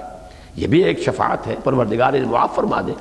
تو ان کی طرف سے جھگڑنا کرنا آپ کے لیے جو ہے وہ مناسب نہیں ہے، ان خائنین کے لیے، ان منافقین کے لیے۔ واستغفر اللہ، اور اگر اس معاملے میں کہیں آپ نے اگر اپنی وہی طبی مروت اور شرافت اور رحمت اور مودت اور شفقت اگر اس کی وجہ سے اس معاملے میں اگر کہیں کوئی ہوئی ہے، کوئی اب اس میں کیا لفظ استعمال کروں، بڑا مشکل مقام ہوتا ہے حضور کے لیے، اگر کہیں کوئی آپ کا طرز عمل اس کے منافی رہا ہے تو اللہ سے استغفار کیجئے، ان اللہ کان غفور الرحیم، اللہ تعالیٰ غفور الرحیم ہے۔ ولا تجادلوا عن الذین یختانون انفسهم ان اللہ لا يحب من کان خوانا اثیما، اور مت جھگڑیے ان لوگوں کی طرف سے کہ جو اللہ تعالیٰ اپنے آپ سے وہ خیانت کر رہے ہیں۔ یقیناً اللہ تعالیٰ کو ایسے لوگ ہرگز پسند نہیں ہیں کہ جو انتہائی خیانت کرنے والے اور گناہ گار ہیں۔ یستخفون من الناس ولا یستخفون من اللہ، یہ لوگوں سے تو چھپتے ہیں، پردہ کرتے ہیں، لیکن اللہ سے نہیں ڈرتے، اللہ سے نہیں چھپتے۔ وَهُوَ مَعَهُمْ إِذْ يُبَيِّتُونَ مَا لَا يَرْضَى مِنَ الْقَوْلِ، حالانکہ اللہ تو ان کے ساتھ موجود ہوتا ہے جبکہ وہ ناپسندیدہ باتیں کر رہے ہوتے ہیں۔ یہ ظاہر بات ہے، میں یہ آیت اس لیے سنا رہا ہوں کہ تعین ہو جائے کہ یہ منافقین کی بات ہے۔ منافقین علیحدہ ہوتے تھے، سازشیں کرتے تھے، حضور کے خلاف باتیں کرتے تھے، اپنا خب سے باتیں نکالتے تھے، استہزاء کرتے تھے، مسلمانوں کا مذاق اڑاتے تھے، یہاں تک کہ حضور کے بارے میں کہتے تھے ہوا اذن، نرے کان ہی کان ہے، یہ عقل نہیں ہے، دماغ میں بھیجا ان کے ہے ہی نہیں، ہم جو کہتے ہیں مان لیتے ہیں، انہیں پتہ ہی نہیں چلتا کہ ہم دھوکہ دے رہے ہیں، انہیں اندازہ ہی نہیں ہوتا کہ ہم ان کا استہزاء کر رہے ہیں۔ حالانکہ وہ بات کیا تھی کہ حضور اپنی شرافت اور مروت اور اپنی وہ نرمی اس کی وجہ سے پردہ ڈالتے ہیں، اور وہ سمجھ رہے ہیں کہ ان کے تو عقل ہی نہیں، انہیں پتہ ہی نہیں چلتا، ہوا اذن، نرے کان ہی کان ہے اور کچھ بھی نہیں۔ تو یہ جو ان کا انداز تھا کہ جب یہ باہر بیٹھ کر راتوں کے وقت علیحدگی میں گفتگو کرتے ہیں تو یہ سمجھتے ہیں کہ شاید کوئی ان کے ساتھ نہیں ہے، کوئی سننے والا نہیں، اللہ تو موجود ہوتا ہے ان کے ساتھ۔ وَهُوَ مَعَهُمْ إِذْ يُبَيِّتُونَ مَا لَا يَرْضَى مِنَ الْقَوْلِ وَكَانَ اللَّهُ بِمَا يَعْمَلُونَ مُحِيطًا، اور جو کچھ وہ کر رہے ہیں اللہ تعالیٰ ان کا احاطہ کیے ہوئے ہیں۔ ہاں انتم ہؤلاء جادلتم عنہم فی الحیات الدنیا فمن یجادل اللہ عنہم یوم القیامت ام من یکون علیہم وکیلا، اے مسلمانوں تم دنیا کی زندگی میں تو ان کی طرف سے جھگڑ رہے ہو۔ ظاہر بات ہے کوئی منافق کسی خاندان سے ہے تو اس خاندان کے اہل ایمان بھی اپنی اس قرابت داری کی وجہ سے کبھی سفارش کرتے تھے، حضور معاف کر دیجئے خطا ہو گئی ہے، تو اب ان کی طرف رخ پھیرا گیا۔ اے نبی آپ کی شرافت، مروت، آپ کی نرمی، آپ کی رحمت اور رافت ڈھال بن رہی ہے ان کے لیے، اور دوسری طرف اہل ایمان تمہاری قرابت داریاں، رشتہ داریاں، دوستیاں ڈھال بن رہی ہیں ان کے لیے۔ جو میں نے آیات آج سنا دی اور بڑا گہرا ربط قائم ہو گیا ہے کہ جو سورت ہم پڑھ رہے ہیں اس میں بھی مضمون آیا یا ایھا النبی جاہد الکفار والمنافقین واغلظ علیہم ومأواہم جہنم وبئس المصیر۔ تو اسی کی گویا کہ ایک شرح ہے یہ کہ جو ان 4 آیات میں سامنے آ گئی کہ اے مسلمانوں دنیا میں تو تم ان کی طرف سے جھگڑ لوگے، دفاع کر لوگے، قیامت کے دن کون دفاع کرے گا اور کون ان کا ذمہ دار بنے گا؟ تو یہ لفظ خیانت میں نے یہ چند مثالیں دی ہیں، منافقین کے لیے تو قرآن مجید میں آیا ہے متعدد بار، لیکن یہ کہ اس لفظ کا اطلاق اب ایک انتہا پر جائیے تو وہ بنتا ہے زنا اور بدکاری، ایک انتہا پر جائیے تو وہ کفر۔ واللہ عالم، جو میری رائے ہے میں نے تفصیل سے آپ کے سامنے رکھ دی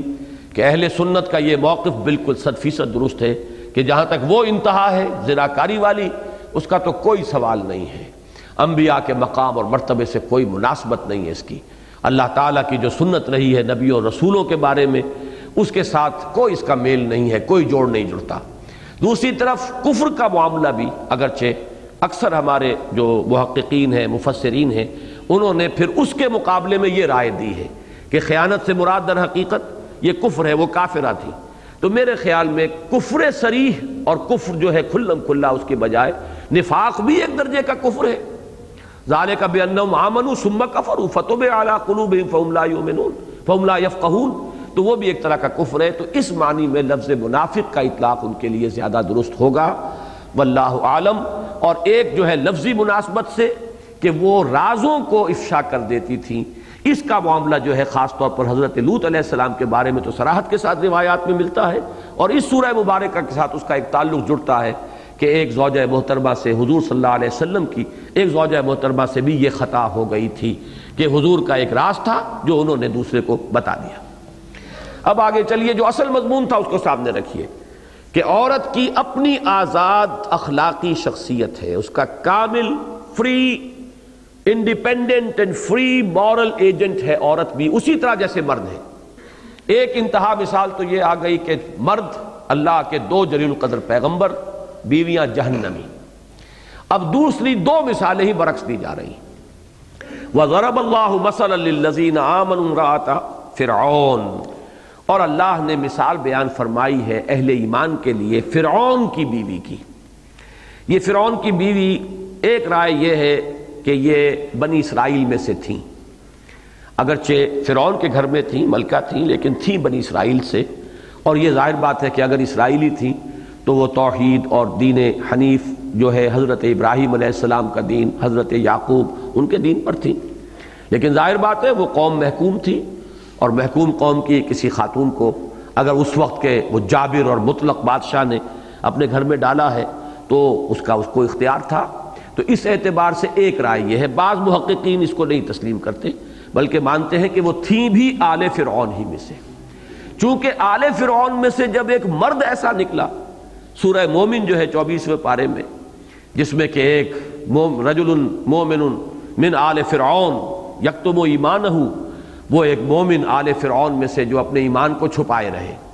اب وہ چھپائے رہے صرف اپنی قوم سے یا حضرت موسیٰ سے بھی، اس کی ہمارے پاس کوئی وضاحت نہیں ہے، لیکن بہرحال انہوں نے اپنے ایمان کو چھپائے رکھا اس مرحلے تک جب کہ پھر فرعون نے یہ تجویز پیش کی ہے دربار میں، ذرونی اقتل موسیٰ، مجھے اجازت دیجئے کہ میں موسیٰ کو قتل کر دوں، ورنہ تو یہ بالکل جو ہے ہمارا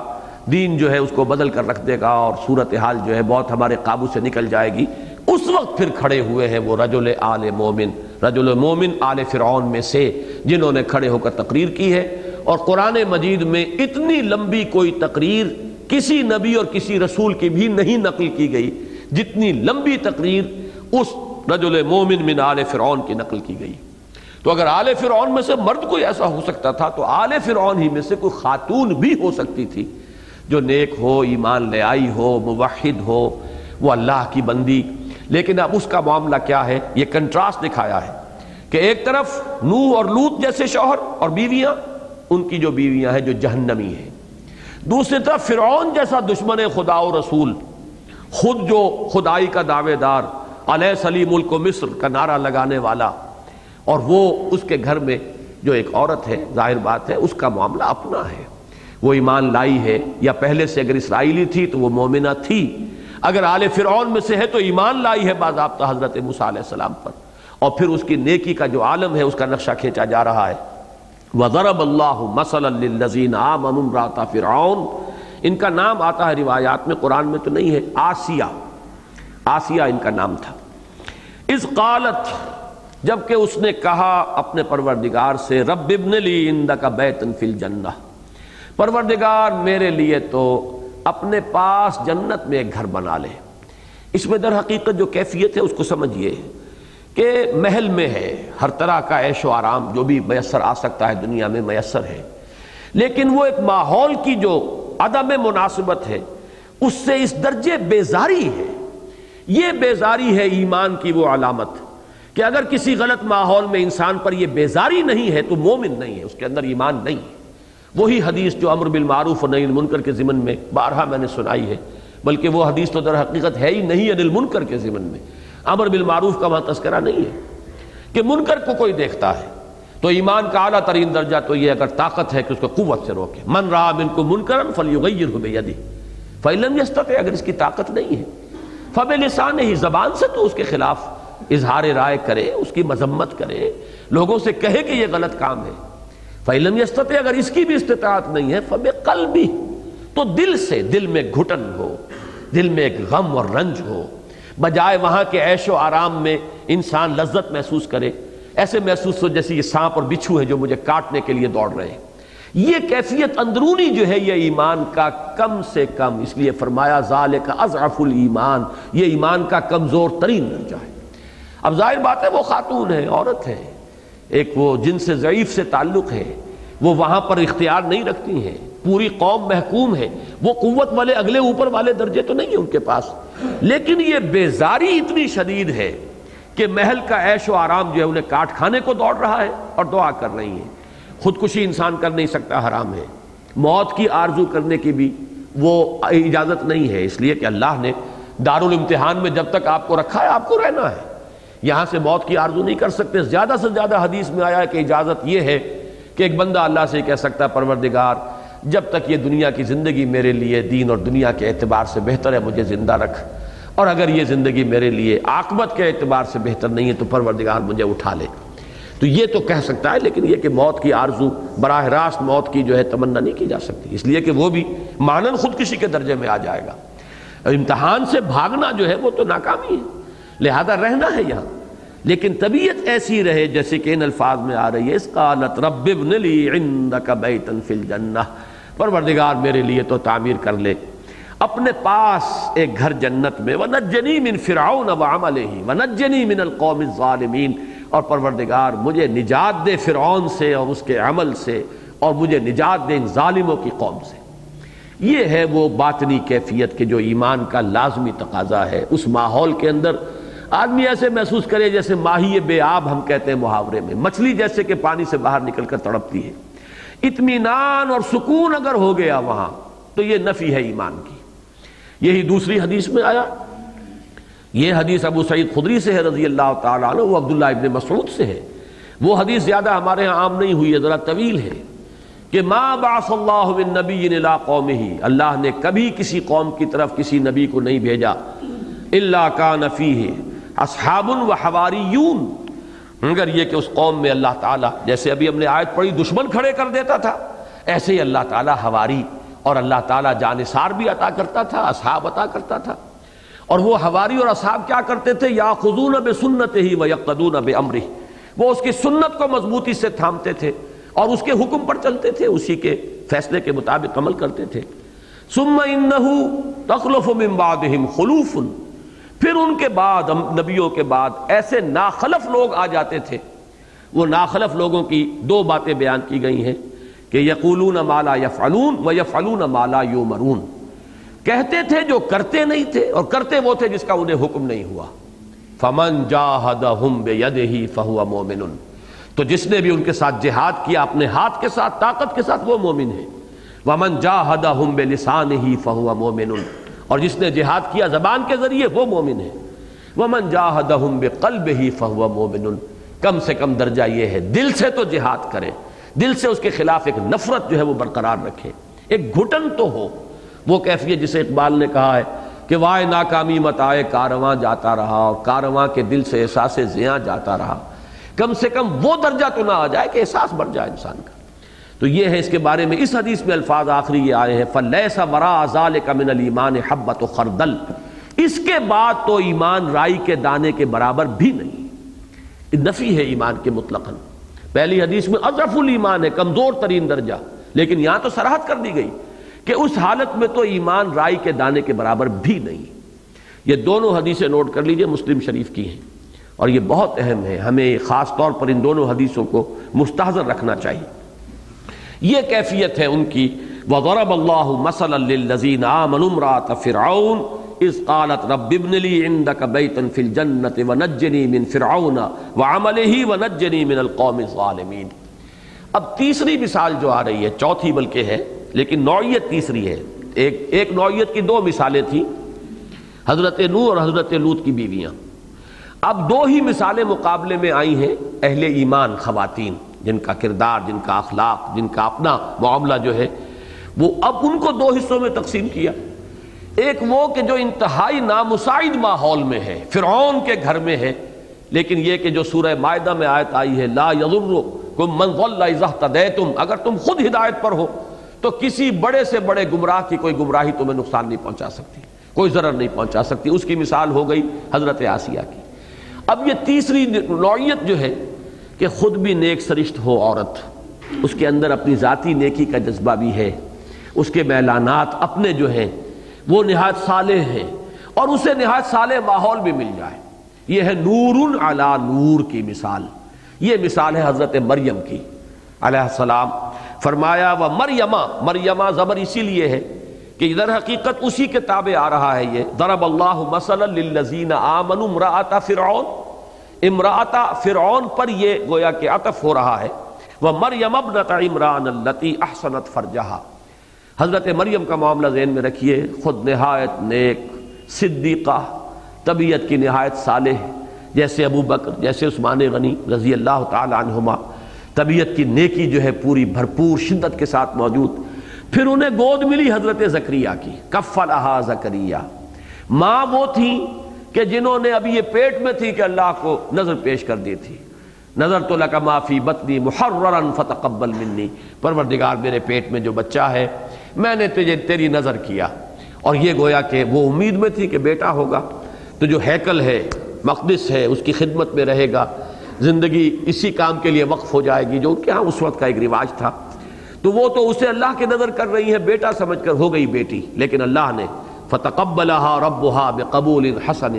اب اللہ تعالیٰ نے وانبتها نباتا حسنا وکفلها زکریا، اللہ تعالیٰ نے پھر جو ان کی پرورش کی ہے، حضرت زکریا جیسے درویش، اس وقت وہ چیف پریسٹ بھی تھے، کاہن بھی تھے جو ان کا مذہبی عہدہ ہے، اور اللہ کے نبی بھی تھے، تو ان کی کفالت میں، ان کے آغوش تربیت میں یہ جو ہے نور علی نور ایک شخصیت ہے جو پروان چڑھ رہی ہے۔ اب ان کی شخصیت کے لیے تین چیزیں یہاں آئی ہیں۔ نمبر ایک، التی احسنت فرجہا، پہلی بات اپنی عصمت و عفت کی انہوں نے خود کامل جو ہے حفاظت کی ہے۔ احسنت فرجہا، اگرچہ فرج کا لفظ شرمگاہ کے لیے آتا ہے خاص طور پر، اور یہ جنسی ضبط اور ضبط نفس جو ہے جنسی اعتبار سے اس پر زیادہ اطلاق اس کا ہے، لیکن لفظی طور پر فرج کہتے ہیں ہر اس شے کو جہاں سے کسی اندیشے کا امکان ہو۔ مثلا یہ کہ شہر کے فصیل میں کوئی جنگ ہو رہی ہے اور کوئی فصیل کے اندر جو ہے کہیں کوئی دراڑ پڑ گئی ہے،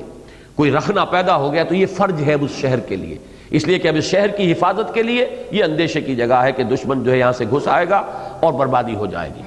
تو یہ جو لفظ ہے انسانی شخصیت کے اندر بہت سے پہلو ہیں اس کی تباہی کے، اخلاقی تباہی بہت سے گوشوں سے آ جاتی ہے، لیکن اس میں کوئی شک نہیں کہ انسان کے اخلاق کے لیے سب سے بڑا خطرہ اور سب سے بڑا اندیشہ جو ہے یہ جنسی شہوت کا جذبہ جو ہے اس کا بے قابو ہو جانا ہے۔ لہذا اخلاقیات کی جو بنیادی چیزیں آئی ہیں قرآن مجید میں، اور وہ ہمارے منتخب نصاب کا اہم درس ہے، انفرادی شخصیت کی اور سیرت کی تعمیر کے بنیادی اصول، سورہ مومنون کے شروع میں سورہ معارج کے درمیان میں جو آیات آئی ہیں تو وہاں بالکل وہی الفاظ دو مرتبہ آئے ہیں، والذین هم لفروجہم حافظون الا علی ازواجہم او ما ملکت ایمانہم فانہم غیر ملومین فمن ابتغى وراء ذلک فاولئک هم العادون۔ تو یہاں ان کی ذاتی شخصیت، عصمت و عفت کے حوالے سے پہلی گویا کہ اللہ تعالیٰ کی طرف سے جو سند دی گئی، التی احسنت فرجہا فنفخنا فیہ من روحنا، تو ہم نے پھونکا اس میں اپنی روح میں سے۔ یہ ہے حضرت مسیح علیہ السلام کی ولادت کا معاملہ جو بن باپ کے ہوا ہے، جو نفخ روح کہیے اللہ تعالیٰ کی طرف سے ہوئی ہے۔ یہ میں نے اس پر ایک مضمون لکھا تھا، حقیقت انسان، اس کی ایک قسم میں اس پر تفصیل سے گفتگو کی ہے کہ در حقیقت اللہ تعالیٰ کی طرف سے جو بھی کسی کام کے لیے دنیا میں جو مادی قوانین کا ایک نظام بنا دیا گیا ہے، اس میں لنکس ہیں، کڑیاں ہیں، یہ کام ہوگا تو اس کے بعد یہ ہوگا، اس کے بعد یہ ہوگا۔ اگر کسی جگہ سے کوئی لنک اس میں سے غائب کر کے اللہ تعالیٰ کا ایک کلمہ کن اس کے لیے خاص طور پر آئے گا تو یہ گویا کہ کلمہ کن اللہ تعالیٰ کی طرف سے یہ اس کی جگہ لے لے گا۔ اسی لیے حضرت عیسیٰ علیہ السلام کو کلمۃ اللہ کہا گیا، کلمۃ منہ، اللہ کی طرف سے کلمہ ہے۔ کلمے تو اس کائنات کے اندر جو بھی کچھ پیدا ہوا اللہ کے کلمہ کن سے ہوا، لیکن خاص طور پر حضرت مسیح کو کلمۃ اللہ اس لیے کہا گیا ہے کہ ان کی پیدائش کے سلسلے میں جو حصہ باپ کی طرف سے ہوتا ہے عام قانون طبی کے مطابق، وہ اللہ کے خصوصی امر کن کے ذریعے سے وہ حصہ پورا ہوا ہے۔ اسی کو قرآن مجید کہتا ہے، چونکہ امر ہی روح ہے، قل الروح من امر ربی، لہذا اسی کو تعبیر کیا جا رہا ہے نفخنا فیہ من روحنا۔ اب تیسری بات ان کے بارے میں بلکہ دوسری کہیے، وصدقت بکلمات ربہا وکتبہ، انہوں نے تصدیق کی اپنے رب کے کلمات کی اور اس کی کتابوں کی۔ اپنے رب کے کلمات کی تصدیق، یہ آپ کو معلوم ہے کہ سورہ مریم میں بھی اور سورہ آل عمران میں بھی تفصیل سے جو فرشتوں نے جو باتیں کہی ہیں حضرت مریم سے۔ اب ظاہر بات ہے کہ ایک بات یہ بھی ہو سکتی تھی کہ حضرت مریم یہ سمجھتی ہے کہ یہ کوئی بدروح ہے، کوئی جن ہے، کوئی شیطان ہے، لیکن یہ وہی فطرت کی صلاحیت ہے، اس کی اپنی سلامتی پر برقرار رہنے کی ایک علامت ہے۔ جیسے کہ حضور کے پاس اب وہ فرشتہ جب آیا ہے، جبرائیل آئے ہیں غار حرا میں، تو حضور کے لیے یہ بھی امکان تھا کہ پتہ نہیں وہ آپ سمجھتے کہ یہ کوئی بدروح ہے، کوئی جن ہے، کوئی خبیث روح ہے، کون ہے مجھے دھوکہ دینے آیا ہے۔ یہ در حقیقت فطرت کی وہ صلاحیت ہے جو پہچانتی ہے، جس کو کہ ایک جگہ پر کہا گیا ما کذب الفؤاد ما رأى، جو کچھ دیکھا دل نے جھٹلایا نہیں، دل نے اس کے خلاف نہیں کہا کہ یہ کوئی بات، جس کو ہم کہتے بھی ہیں، فارسی کا ایک شعر ہے، آنچمی بینیم ببیداری سی یارب یاب خواب، ایک شخص ہو جاتا ہے کہ جو کچھ ہم دیکھ رہے ہیں یہ کوئی حقیقت ہے، یہ خواب دیکھ رہے ہیں۔ لیکن وہ جو ایک اعلیٰ شخصیت جن کی روحانیت بیدار ہو، جن کی فطرت جو ہے اپنی صحت اور سلامتی برقرار ہو، ان میں وہ استعداد ہوتی ہے کہ وہ پہچانتے ہیں کہ یہ بات اللہ کی طرف سے ہے، یہ کوئی شیطانی القاء نہیں ہے، یہ جو فرشتہ آیا ہے یہ کوئی جن یا شیطان نہیں ہے بلکہ یہ اللہ کا فرشتہ ہے۔ یہ بھی در حقیقت ان کی ذہنی اور روحانی صلاحیت کے لیے اللہ تعالیٰ کی طرف سے ایک سند کے طور پر یہ الفاظ آ رہے ہیں، وَصَدَّقَتْ بِكَلِمَاتِ رَبِّهَا وَكُتُبِهِ۔ کتابیں ظاہر بات ہے پہلے سے موجود تھی، تورات موجود تھی، اور تورات کوئی ایک کتاب نہیں ہے بلکہ یہ کہ صحیفے انبیاء کے وہ جو ہے متعدد صحیفے مزید اس میں شامل ہیں۔ 5 تو وہ کتابیں ہیں جن کو بکس آف موسیس کہا جاتا ہے، حضرت موسیٰ کے صحیفے، اور پھر جو ہے بہت سے انبیاء کے صحیفے، تو ان کی بھی انہوں نے تصدیق کی۔ یہ گویا کہ ان کی علمی صلاحیت اور استعداد کی طرف اشارہ ہے۔ وَكَانَتْ مِنَ الْقَانِتِينَ، آخری بات، آخری سند، وہ ہمارے فرما بردار بندوں میں سے تھی، ہمارے ہر حکم کے آگے سر تسلیم خم کرنے والی۔ بڑے بڑے ابتلاءات میں سے اللہ نے حضرت مریم کو گزارا ہے۔ ایک ناقد خدا لڑکی جو ہے وہ اس حادثے سے دوچار ہوئی ہے، ایک نیک بچی کہ جس نے اپنے آپ کو وہ حرم کی خدمت سمجھیے اس کے لیے وقف کیا ہوا ہے، حضرت زکریا جیسے شخص درویش کی کفالت میں ہے، اور انہیں حمل ہو گیا ہے بغیر شادی کے۔ کتنا بڑا ابتلاء تھا، انہوں نے جس طرح جھیلا ہے، برداشت کیا ہے۔ پھر وہ مرحلہ جب آیا ہے، جب ولادت ہو گئی ہے، تو پھر وہ فرشتے نے پکارا ہے کہ گھبراؤ نہیں، تم جاؤ اس بچے کو لے کر، قرری عینا، اپنی آنکھوں کو ٹھنڈا کرو، اور جو خدشے ہیں، خطرات ہیں، ان کا معاملہ ہم کر لیں گے۔ تم یہ کہہ دینا کہ میں نے تو روزہ رکھا ہوا ہے، میں بات نہیں کر سکتی۔ یہ سارے مراحل بڑے شدید امتحانات تھے، جن میں سے جیسے حضرت ابراہیم علیہ السلام کے شدید ترین امتحانات ہیں، تو ایک خاتون کے لیے، ایک نوجوان عورت کے لیے میں سمجھتا ہوں کہ اس سے بڑا امتحان کوئی نہیں ہو سکتا۔ اسی کو کہا جا رہا ہے وَصَدَّقَتْ بِكَلِمَاتِ رَبِّهَا وَكُتُبِهِ وَكَانَتْ مِنَ الْقَانِتِينَ، اور یقیناً وہ ہماری فرما بردار بندی تھی۔ اب شاید 2-3 منٹ ہمارے پاس رہ گئے ہوں، تو ایک بات میں عرض کر دوں مضمون کی تکمیل کے لیے۔ یہ 4 اگرچہ مثالیں آئی ہیں، لیکن میں نے ان کو عرض کیا 3 بنتی ہیں۔ بدترین ماحول میں بہترین خاتون فرعون کی بیوی آسیہ، بہترین ماحول میں بدترین عورتیں حضرت نوح اور حضرت لوط کی بیویاں، بہترین ماحول میں بہترین نور علی نور کی مثال حضرت مریم۔ اب ایک کونا خالی رہ جاتا ہے، اور وہ ظلمات بعضها فوق بعض، خود بھی کسی کی اندر کجی ہو، زیغ ہو، پستی ہو طبیعت کے اندر، اور شوہر بھی ویسا ہی مل گیا ہو، ایک تو کوئی کڑوا کریلا اور پھر وہ نیم چڑھا ہو۔ اس کی مثال نور علی نور کے بالمقابل ایک مثال آنی چاہیے، ظلمات بعضها فوق بعض، جیسے کہ سورہ نور کا جو 5واں رکوع ہے اس میں یہ دونوں الفاظ آئے، نور علی نور اور ظلمات بعضها فوق بعض، کنٹراسٹ تبھی مکمل ہوتا ہے۔ یہ چوتھی مثال جو ہے یہ ہے ابو لہب اور اس کی بیوی ام جمیل۔ ام جمیل خود انتہائی بغض رکھنے والی حضور کے ساتھ صلی اللہ علیہ وسلم، انتہائی دشمن، انتہائی مخالفت کے اندر تیز، اور پھر اسے شوہر بھی ملا ہے تو ابو لہب، یا یوں کہیے کہ ابو لہب کو بیوی ملی ہے تو شوہر۔ یہ جو ام جمیل، یہ جو ہے وہ در حقیقت یہ جو یہاں ایک جو سمجھیے کہ خلا ہے مضمون کا، اس کو پر کیا ہے سورۃ لہب نے، اور اس میں خاص طور پر جب نمایاں کیا گیا تبت یدا ابی لہب وتب ما اغنی عنہ مالہ وما کسب